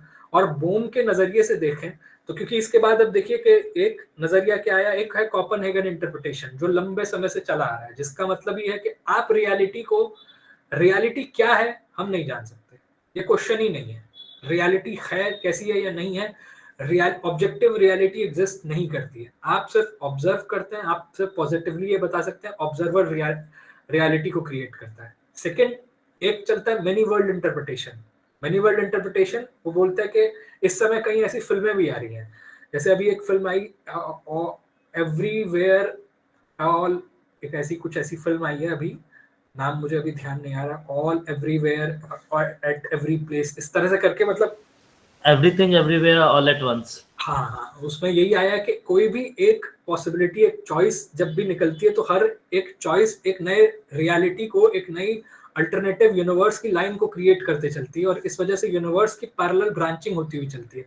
हर प्रोबेबिलिटी अपने आप में एक यूनिवर्स को क्रिएट करती है, और जितनी बार ऑब्जर्वेशंस अलग होंगे तो हर बार पॉसिबल यूनिवर्सेस अलग अलग निकलते जाएंगे। मेनी वर्ल्ड इंटरप्रिटेशन अपने आप में लोकल रियलिज्म को मानकर चलता है कि लोकल रियलिज्म है, कॉज और इफेक्ट है, लेकिन वो जिस यूनिवर्स को क्रिएट करता है उस यूनिवर्स को आप नहीं जान सकते, आप जो पैरेलल यूनिवर्स है उसको नहीं जान सकते। फिर कई और थ्योरीज आती हैं, लेकिन जिस थ्योरी को सबसे ज्यादा बिल्कुल एक सतह के नीचे डाल दिया गया है, जिस पर नहीं हुआ, जिसका लॉजिक जो जहां से शुरू होता है, जो आइंस्टीन का लॉजिक था, जो आइंस्टीन की चिंता थी, जो आइंस्टीन का क्वेश्चन था, उस क्वेश्चन को फॉर्मुलेट करते जिस जिद के साथ उन्होंने उसको रखा था कि हम आंख मूंदेंगे तो चांद वहीं पर रहेगा, चांद वहां से गायब नहीं हो जाता, जिस वजह से ये पूरा एक्सपेरिमेंट खड़ा हुआ, ईपीआर पैराडॉक्स आया, जिसको लेकर बेल ने अपना बेल से इनइक्वालिटी आती है, जिसके एक्सपेरिमेंट को बोम ने किया, और बोम के एक्सपेरिमेंट पे एस्पेक्ट ने ईपीआरबी गेंडकेन एक्सपेरिमेंट, उनका पेपर आता है 1982 में, जिसको वो सिद्ध करते हैं। उसके बाद जिलिंगर ने तो उसको और ज्यादा रिफाइन किया है, लेकिन अचानक से उस एस्पेक्ट के एक्सपेरिमेंट को प्रिसाइसली लेकर उन्होंने सिद्ध किया, उन्होंने वो बोम का मॉडल लिया था, जो बोम मॉडल पेश करते हैं कि ईपीआर पैराडॉक्स को हम इस किस्म से प्रयोग करें तो ये रिजल्ट आना चाहिए, और ये पायलट वेव पिक्चर के जरिए समझाया जा सकता है। लेकिन इस पूरी चीज को एक किस्म से गायब कर दिया गया, इस पर कहीं पर बात ही नहीं आती है, इसको पूरा गायब कर दिया, और यही प्रिसाइसली चीज है। नॉन लोकल रियलिज्म मौजूद है, और non local realism end of objective reality नहीं है।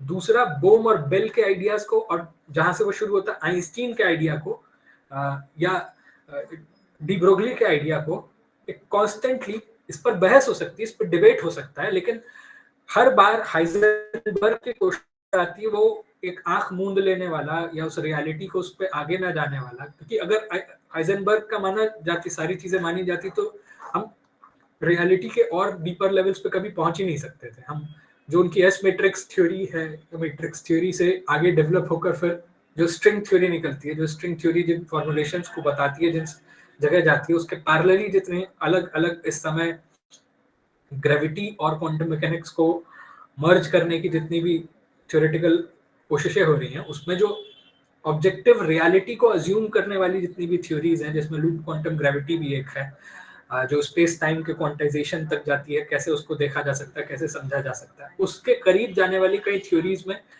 वहां पर एक पूरा एक फिलोसॉफिकल डिबेट्स है, लेकिन उन फिलोसॉफिकल डिबेट्स में आप अतीत को लगातार भुलाते रहेंगे। आप नए सिरे से नए क्वेश्चन ऐसे पूछते हैं जैसे आप अतीत के बारे में वाकिफ ही ना हो, तो आप अतीत को भुलाकर आप आज नए सिरे से उन क्वेश्चंस पर नए सिरे से मूर्खताएं करेंगे और नए सिरे से नए सवालों पर पहुंचेंगे, तो हम आगे नहीं बढ़ सकते। जब आप अपने अतीत को भूल जाते हैं, आप आइंस्टीन के द्वारा उठाए हुए सवालों को भूल जाते हैं, आप बोम के सिद्धांतों को, बोम के सिद्धांत, उन सीढ़ियों को भूल जाते हैं जिसके ऊपर चढ़कर आप जहां तक पहुंचे थे, और वापस मुड़कर आप गिरते हैं और पूछते हैं कि क्या रियलिटी एग्जिस्ट करती है। इसके पीछे एकमात्र कारण है, ये डेलिबरेट थ्योरेटिकल चॉइस है, जिस वजह से पूरा नेचुरल साइंस क्राइसिस में रहता है और बार बार इस क्वेश्चन पे फंसा रहता है। ये एंड ऑफ ऑब्जेक्टिव रियलिटी कतई नहीं है, ये एंड ऑफ ऑब्जेक्टिव रियलिटी का ये एंड ऑफ लोकल रियलिज्म है, लेकिन ये क्लेम कभी भी ऑब्जेक्टिव रियलिटी का था ही नहीं कि लोकल रियलिज्म अकर करता है या नहीं करता। एकमात्र मतलब अगर सारी चीजें भी हटा दें, सिर्फ क्लेम लोकल रियलिज्म के सिद्ध होने का, और ये बात तो 1980s में ही सिद्ध हो चुकी थी। ये बात अभी जो की जा रही है, अभी तो और क्वांटम इंफॉर्मेशन में और नई चीज ऐड हुई, और इंफॉर्मेशन के बारे में भी अलग अलग अर्थ हैं। जैसे जिलिंगर उसका कई अर्थों से प्रयोग करते हैं, जैसे जिलिंगर उसको दो अर्थों से प्रयोग कर लेते हैं। एक तरफ वो बोलते हैं कि जो क्वांटम इंफॉर्मेशन है वो ऑब्जेक्टिव है इंफॉर्मेशन, क्योंकि बेसिकली क्वेश्चन इस चीज का है, वो जहाँ पे डेफिनेशन इंफॉर्मेशन की दी जाती है वो है चीजों को ऑर्डर में व्यवस्थित करना, और एक तरफ है डिसऑर्डर जो एंट्रोपी से व्याख्यायित होता है। लेकिन फिर वो ऑर्डर है, उस ऑर्डर को परिभाषित करते हुए अचानक से पहुंच जाते हैं बिब्लिकल फ्रेज पर, in the beginning there was word, यानी कि वो ऑलरेडी ये मानकर चलते हैं इंफॉर्मेशन जो आप मेजर करते हैं और उसमें ऑब्जर्वर को उसमें कहीं ना कहीं से ठेल देते हैं।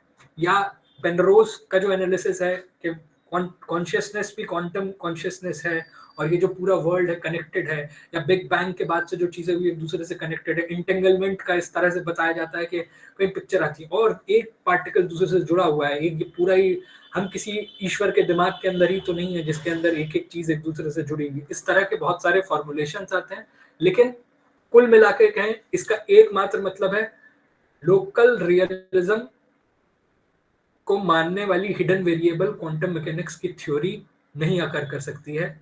एकमात्र इस एक्सपेरिमेंट से ये सिद्ध होता है, जो एस्पेक्ट क्लॉजियर एस्पेक्ट और जिलिंगर का एक्सपेरिमेंट है।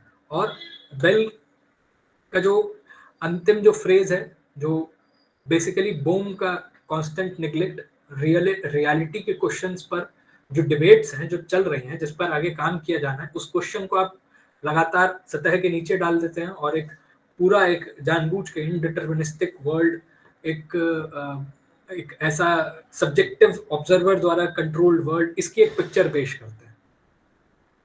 तो ये मतलब हम लोग आज अपनी बात यहीं पर खत्म कर रहे हैं। एक सीमित बात ही करी थी हम लोगों ने, एक सीमित अध्याय लिया है इस पूरी कथा का हम लोगों ने एक बहुत छोटी सी हिस्से को उठाया है और उसमें हम लोगों ने बहुत सीमित अर्थों में बात की है। उसके कई चीजों पर हो सकता है, कई क्वेश्चंस पर लगा हो कि विस्तार से बात आनी चाहिए थी। हम टेक्निकल उस पर नहीं गए, बेसिकली कुछ चीजों को हम लोगों ने समझाने की कोशिश की। ऑब्जेक्टिव रियलिटी का कहीं एक खंडन नहीं है, ये प्रिसाइसली एक डेलिबरेट थ्योरेटिकल चॉइस के द्वारा, उसके वैज्ञानिकों द्वारा पेश किया जाने वाला सिद्धांत है। और पायलट वेव थ्योरी को पूरी तरह से एक धूल की गर्त में नीचे डुबा दिए। कई साइंटिस्ट इस समय भी काम कर रहे हैं उस पर। मतलब यहाँ पर हम लोग अपनी बात यहाँ पर खत्म करेंगे।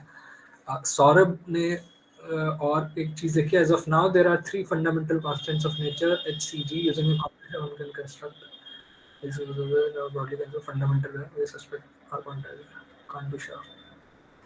बिल्कुल, अभी तो मतलब अभी आप अज्यूम कर सकते हैं बहुत सारी चीजें फिलोसॉफिकली। अभी तक का जो नेचुरल साइंस है हम लोगों को उसका एक जनरलाइजेशन हम करें, जितने भी नेचुरल साइंस में हुई है उससे एक पिक्चर बनती है, उससे एक जनरलाइज्ड पिक्चर बनती है इस दुनिया की, जिसमें हम ऑब्जेक्टिव रियलिटी को रिकॉग्नाइज करते हैं, चीजों के बदलने को रिकॉग्नाइज करते हैं, चांस और नेसेसिटी को करते हैं। लेकिन ये जो थ्योरी ऑफ एवरीथिंग, हर एक चीज को फाइनल एलिमेंट्री फाइनल लेवल को फाइंड कर लेना, फाइनल चीजों को फाइंड कर लेना, फंडामेंटल आखिरी फंडामेंटालिटी, ये जो कॉन्सेप्ट है फंडामेंटालिटी का, ये किस्म का एटॉमिज्म का ही है। एटम जो सबसे अनडिवाइडेड, उससे नीचे कुछ नहीं हो सकता। आप जितनी बार अनडिवाइडेड फंडामेंटल एलिमेंट्री डिफाइन करते हैं, आप उसके बाद नए फंडामेंटल्स डिफाइन करने लगते हैं, फिर नए फंडामेंटल डिफाइन करने लगते हैं।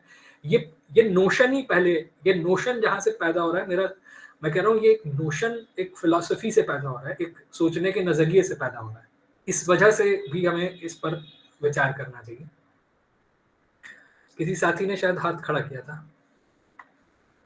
बाकी अब मतलब मैं एक अब आकाश अब ले लें अपनी पोजीशन। मैं अब जब जरूरत पड़ेगी तो मैं अपनी बात जी सनी, बहुत बहुत शुक्रिया सनी का। उन्होंने बहुत अच्छे तरीके से बहुत कॉम्प्लेक्स मतलब पूरे डिबेट को सामने रखा है हम लोगों के सामने, और निश्चित तौर पर ऐसे कई डिबेट्स हैं और इसके कई एस्पेक्ट्स हैं जिस पे अभी बात होनी बाकी है। आप लोगों से कहेंगे दोस्तों, जिन लोगों के अपने क्वेश्चंस हैं वो लोग टाइप भी कर सकते हैं, वो लोग सीधे पूछ भी सकते हैं। अभी एक क्वेश्चन मुझे लग रहा है कि सबसे पहला क्वेश्चन आशुतोष भूपतकर का आया था। If observer creates reality, who creates the observer? मुझे लगता है ये जो डिबेट है निश्चित तौर पर जो सनी ने बात में रखा कि पहले चेतना आई है या फिर इस फिजिकल वर्ल्ड का इंटरप्रिटेशन में बहुत सारे लोग ये भी बात करते हैं कि ऐसे भी मतलब हम लोग निश्चित तौर पर, जो न्यूटन ने कहा था कि हमारे ऊपर कोई एक चेतना मौजूद है, कोई एक शक्ति मौजूद है जिसने पहली बार इन चीजों को बनाया या चलाया। तो मुझे लगता है कि इस पे भी सनी एक बार फिर से कमेंट कर दें, हु क्रिएट्स द ऑब्जर्वर। फिर बाकी लोग भी अपने सवाल रखें ग्रुप में। आशुतोष का क्वेश्चन मतलब रेटरिक है मेरे ख्याल से, वो इस सेंस में रेटरिक करते हुए मतलब उल्टा वो हाइजेनबर्ग को ही सवाल खड़ा कर रहे थे कि अगर ऑब्जर्वर को उसने क्रिएट किया तो किसने ऑब्जर्वर को क्रिएट किया। मतलब वो एक इस सेंस में ही था। मैंने तभी उस पर ही बात रखी थी कि वो हाइजेनबर्ग का नजरिया था।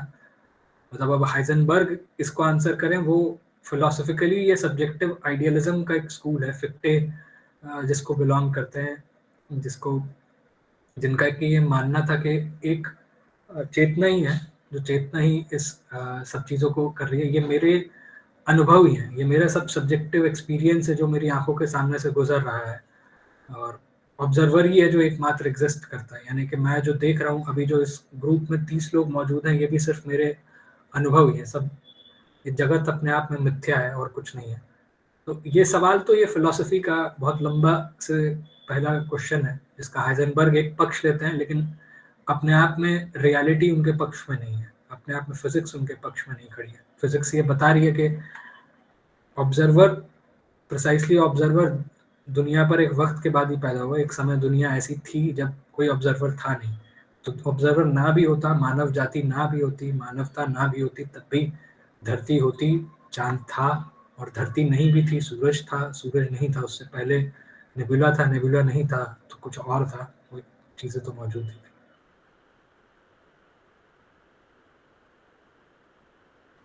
बिल्कुल, निश्चित तौर पर चीज़ें एग्जिस्ट करती है, ऑब्जेक्टिव रियलिटी ही है।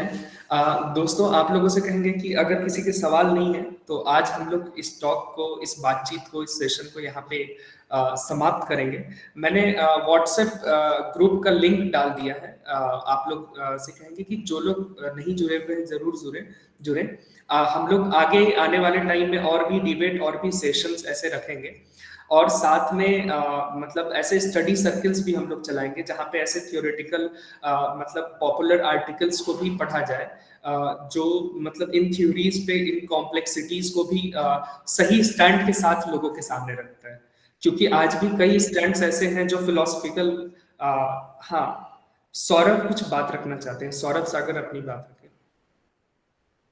Thank you, comrade, for putting everything together brilliantly. ये एक्चुअली एक कॉम्प्लिकेटेड टॉपिक है, और कॉम्प्लिकेटेड मतलब ज़्यादा टेक्निकल सब्जेक्ट है और रीसेंट डेवलपमेंट्स हैं।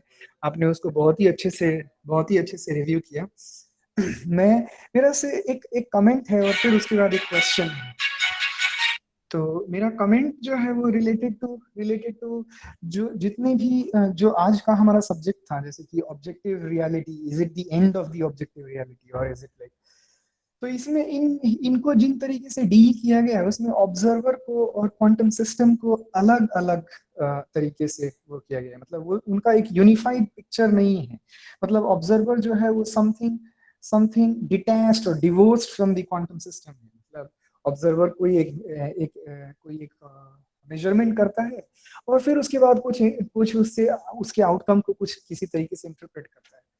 मोस्ट ऑफ द फॉर्मुलेशन जो है वो ऐसा ही है, लेकिन रिसेंटली आई वुड से कि 80s में, लेट 80s में, अर्ली 90s में जूरिक का एक डिकोहेरेंस का फॉर्मुलिज्म है जिसमें कि वो ऑब्जर्वर को और क्वांटम सिस्टम को एक साथ ट्रीट करते हैं, मतलब यूनिफाइड फॉर्म में ट्रीट करते हैं और फिर वहां से ये दिखाते हैं कि अगर दोनों ऑब्जर्वर और क्वांटम सिस्टम को दोनों को कंबाइन करके एक कंबाइंड यूनिटरी ऑपरेशन करते हैं और फिर उसके बाद उसके ऊपर थोड़ा मतलब ट्रेस ओवर करते हैं, technical term, sorry for the technical language, उसमें से अगर कुछ इंफॉर्मेशन को अगर वो डिस्कार्ड करते हैं तो फिर वो दिखाते हैं कि वहां से ऑब्जेक्टिव रियलिटी जो है वो ऑटोमेटिकली इमर्ज हो जाती है, जो कि साथी सनी बता भी रहे थे कि इंफॉर्मेशन थियोरी के थ्रू, एक इंफॉर्मेशन थियोरेटिकल इंटरप्रिटेशन के थ्रू मतलब वो ये देखते हैं कि क्या ऑब्जेक्टिव रियलिटी जो है वो मतलब इमर्ज होती है उसके थ्रू। तो उसी क्रम में मैंने ये देखा कि वहां पर वो एक इम्पोर्टेंट प्रोपोजिशन रखते हैं कि विदाउट रिप्रेजेंटेशन कोई इंफॉर्मेशन नहीं है। इंफॉर्मेशन कोई ऐसा अनफिजिकल या इंफॉर्मेशन कोई ऐसा मतलब सिर्फ आइडिया के लेवल पे नहीं है, बल्कि उसका एक फिजिकल बेसिस भी है। और हम एक पेपर भी आया था बहुत रिसेंटली उनका, नॉट रिसेंटली, अर्ली 70s में या लेट 70s में, वो it was related to information is physical. और वो आई थिंक वो एक बहुत फेमस कोई साइंटिस्ट, मैं उनका नाम भूल गया, उनका था, जिसमें कि उन्होंने ये बताया था कि इसका कनेक्शन है, इंफॉर्मेशन थियरी का कनेक्शन है सेकंड लॉ ऑफ थर्मोडायनामिक्स से, कि मतलब अगर एक बिट इंफॉर्मेशन अगर हमको रिलीज करना है या एक बिट इंफॉर्मेशन अगर हमको इरेज करना है तो उसका एक एनर्जी कॉस्ट है जो कि उसको एक फिजिकल बेसिस देता है। आप किसी एक बिट इंफॉर्मेशन को राइट करने के लिए या एक बिट इंफॉर्मेशन को डिलीट करने के लिए उसका एक एनर्जी कॉस्ट है। तो इसलिए इंफॉर्मेशन को वो एक फिजिकल बेसिस पे रखता है। और वही इंफॉर्मेशन थियरी को यूज करके वो ये दिखाते हैं कि जब क्वांटम सिस्टम और उसको एक साथ ट्रीट करते हैं, मतलब ऑब्जर्वर को एक साथ ट्रीट करते हैं, तब वहां से वो एक ज्यादा कंसिस्टेंट पिक्चर देता है। डिकोहर मतलब मोस्टली हम लोग यही वो एक तरह से मेजरमेंट प्रॉब्लम को जो कि आज के टॉपिक का एक बेसिक वो था, उसको सॉल्व करता है। तो हालांकि वो इतना मतलब उसमें भी कुछ प्रॉब्लम्स हैं, कुछ लूप होल्स हैं, लेकिन आज जो आप एस्पेक्ट और जाइलिंगर और इनका जो पेपर, इनकी जो पॉइंट ऑफ व्यू को वो हम लोग देख रहे थे, उसमें एस्पेक्ट के जो बेल्स इनइक्वालिटी वायलेशन का जो पेपर है, जो एक्सपेरिमेंटल वेरिफिकेशन है, उसमें भी बहुत सारे लूप होल्स हैं। तीन चार ऐसे लूप होल्स हैं जिनको की पॉइंट आउट किया था सब्सिक्वेंट पेपर्स में बहुत सारे लोगों ने, और उसका कोई सैटिस्फैक्टरी कोई आंसर नहीं मिला था। तो आपको क्या लगता है कि ये स्ट्रेंज तो दिखता है कि ऐसा मतलब एक तरह से मैनिफेस्ट हो रहा है, मतलब इंटेंगलमेंट एक ऐसा चीज के फॉर्म में मैनिफेस्ट हो रहा है जो कि नॉन लोकल कह लीजिए कि नॉन लोकल इंटरेक्शन का एक जीता जागता नमूना है।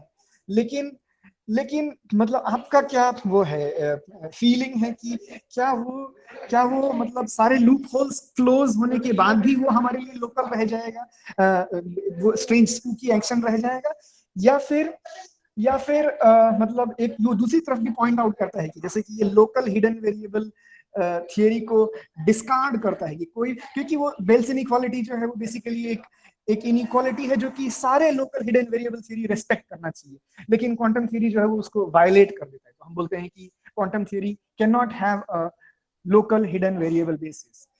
लेकिन अभी भी ग्लोबल हिडन वेरिएबल के लिए तो एक स्पेस एक वो बच जाता है और हमारे पास कोई वो नहीं। तो आपको क्या लगता है कि लूप होल्स ज्यादा लूप होल्स आंसर हो सकते हैं, या फिर लूप होल फ्री बेल्स की बेल इनइक्वालिटी का हम लोग टेस्ट कर सकते हैं, या फिर बेल इनइक्वालिटी या फिर क्वांटम मैकेनिक्स जो है वो फंडामेंटली वो local hidden variable theory admit नहीं करता और it leaves the space for global hidden variable. मुझे लगता है कि रास्ता तो एक्सपेरिमेंट्स को ही दिखाना चाहिए। मुझे क्या लगता है इससे चीज़ें तय नहीं होंगी। मुझे ज़्यादा लगता है कि हम दोनों ही जो भी थियोराइजेशंस हैं, जो किसी के लूप होल्स हैं, उन लूप होल्स का क्या अर्थ निकल सकता है, जो लूप होल्स की वजह से जो गलत, जैसे दोनों ही चीज़ें, जो एक्यूरेट मेजरमेंट्स हैं और जो इनएक्यूरेट मेजरमेंट्स हैं, जो गलतियां भी आ रही हैं, जो उनसे भी उसका भी थियोराइजेशन किया जाता है, और जो सही आ रहा है उसका भी थियोराइजेशन किया जाता है। और अगर नॉन लोकल रियलिज्म की बात सत्य होती है, जिस बात की तरफ इस समय ज़्यादा जो अभी तक की हम लोगों की थ्योरीज है या जो एक्सपेरिमेंट्स हैं वो ज़्यादा सिद्ध कर रही हैं कि नॉन जो लोकल रियलिज्म है वो शायद सही नहीं है, नॉन लोकल रियलिज्म सही सिद्ध होता है। और मतलब और ज़्यादा बेहतर होते जाएंगे एक्सपेरिमेंट्स जितना इस समय जो चल रहा है, और वो इसी की ओर इशारा कर रहे हैं। अभी जो दिखाई दे रहा है उससे ऐसा प्रतीत होता है। मेरा इसमें कोई चॉइस का मसला नहीं है। मुझे लगता है कि ये क्वेश्चन तो एक थ्रू ये एक एक्सपेरिमेंट के जरिए, थ्रू एक्सपेरिमेंट, और जो हमारे सामने फिनोमेना आता है उसको खोलकर समझने का है, और उसको उसको थियराइज करना, उसको एक एसेंशियल रियलिटी के करीब पहुंचने का है। हाँ राइट, मैं बस यही मैं इंट्यूटिवली पूछ रहा था कि हम लोग एक जो डायलेक्टिकल मटेरियलिस्ट पर्सपेक्टिव से फिजिक्स को या फिर कोई नेचर के फिनोमेना को देखते हैं, तो वो उस सेंस में आपको इंट्यूटिवली क्या ज्यादा वो लगता है? मतलब ऑफ कोर्स ये सारे डिबेट जो है वो सेटल होंगे एक्सपेरिमेंटल वेरिफिकेशंस के थ्रू, न्यू फॉर्मुलेशंस के थ्रू, लेकिन मतलब इंट्यूटिवली आपको कौन सा वो ज्यादा पॉसिबल, कौन सा वो ज्यादा जिस पोटेंशियल लगता है, कौन से पॉइंट ऑफ व्यू में? मैं फिर वही कहूंगा कि मुझे लगता है कि डायलेक्टिकल मटेरियलिज्म दुनिया को देख, मतलब दुनिया कैसी है इससे डायलेक्टिकल मटेरियलिज्म डिराइव होता है। डायलेक्टिकल मटेरियलिज्म से दुनिया कैसी होगी ये डिराइव नहीं होता है, क्योंकि ये क्वेश्चन ही अपने आप में एक कॉन्ट्रडिक्शन में है। इसमें हम लोग कुछ तय नहीं कर सकते। मतलब मेरी कोई चॉइस नहीं है इसमें। मतलब आप मुझसे वैसे पूछे मेरी क्या चॉइस है, अब मुझे वैसे नहीं पता इन जनरल क्या हमें सोचना चाहिए। एक नजरिया है जो देखता है, और जो नजरिया सामने कर रहा है वो बोम का नजरिया ज्यादा एक्यूरेट लगता है, ज्यादा ठीक लगता है, और बोम की थीसिस पर, जो बोम की अवधारणा है उस पर लेकर आगे काम होगा तो शायद ज्यादा बेहतर तौर पर चीजें उभर कर आए सामने। जी बिल्कुल, मतलब मैं भी अग्री करता हूँ सनी की बात से। और किसी की अगर कोई बात अगर नहीं है तो हम लोग टाइम से बहुत आगे चल रहे हैं, तो हम लोग फर्दर फिर से डिस्कशन करेंगे। डिस्कशन के लिए हमारा व्हाट्सएप ग्रुप भी है। किसी के फर्दर और भी कोई बात है तो ज़रूर व्हाट्सएप ग्रुप में डालें। आप तमाम लोगों का बहुत बहुत शुक्रिया। हम लोग यहाँ पे सेशन को अभी ख़त्म करेंगे, और आने वाले टाइम में इस वायदे के साथ ख़त्म कर रहे हैं कि आने वाले टाइम में फिर से एक डिस्कशन और डिबेट लगातार हम लोग इसको करते रहेंगे। तब तक के लिए डॉक्टर सनी सिंह को बहुत बहुत धन्यवाद, बहुत बहुत शुक्रिया दोस्तों।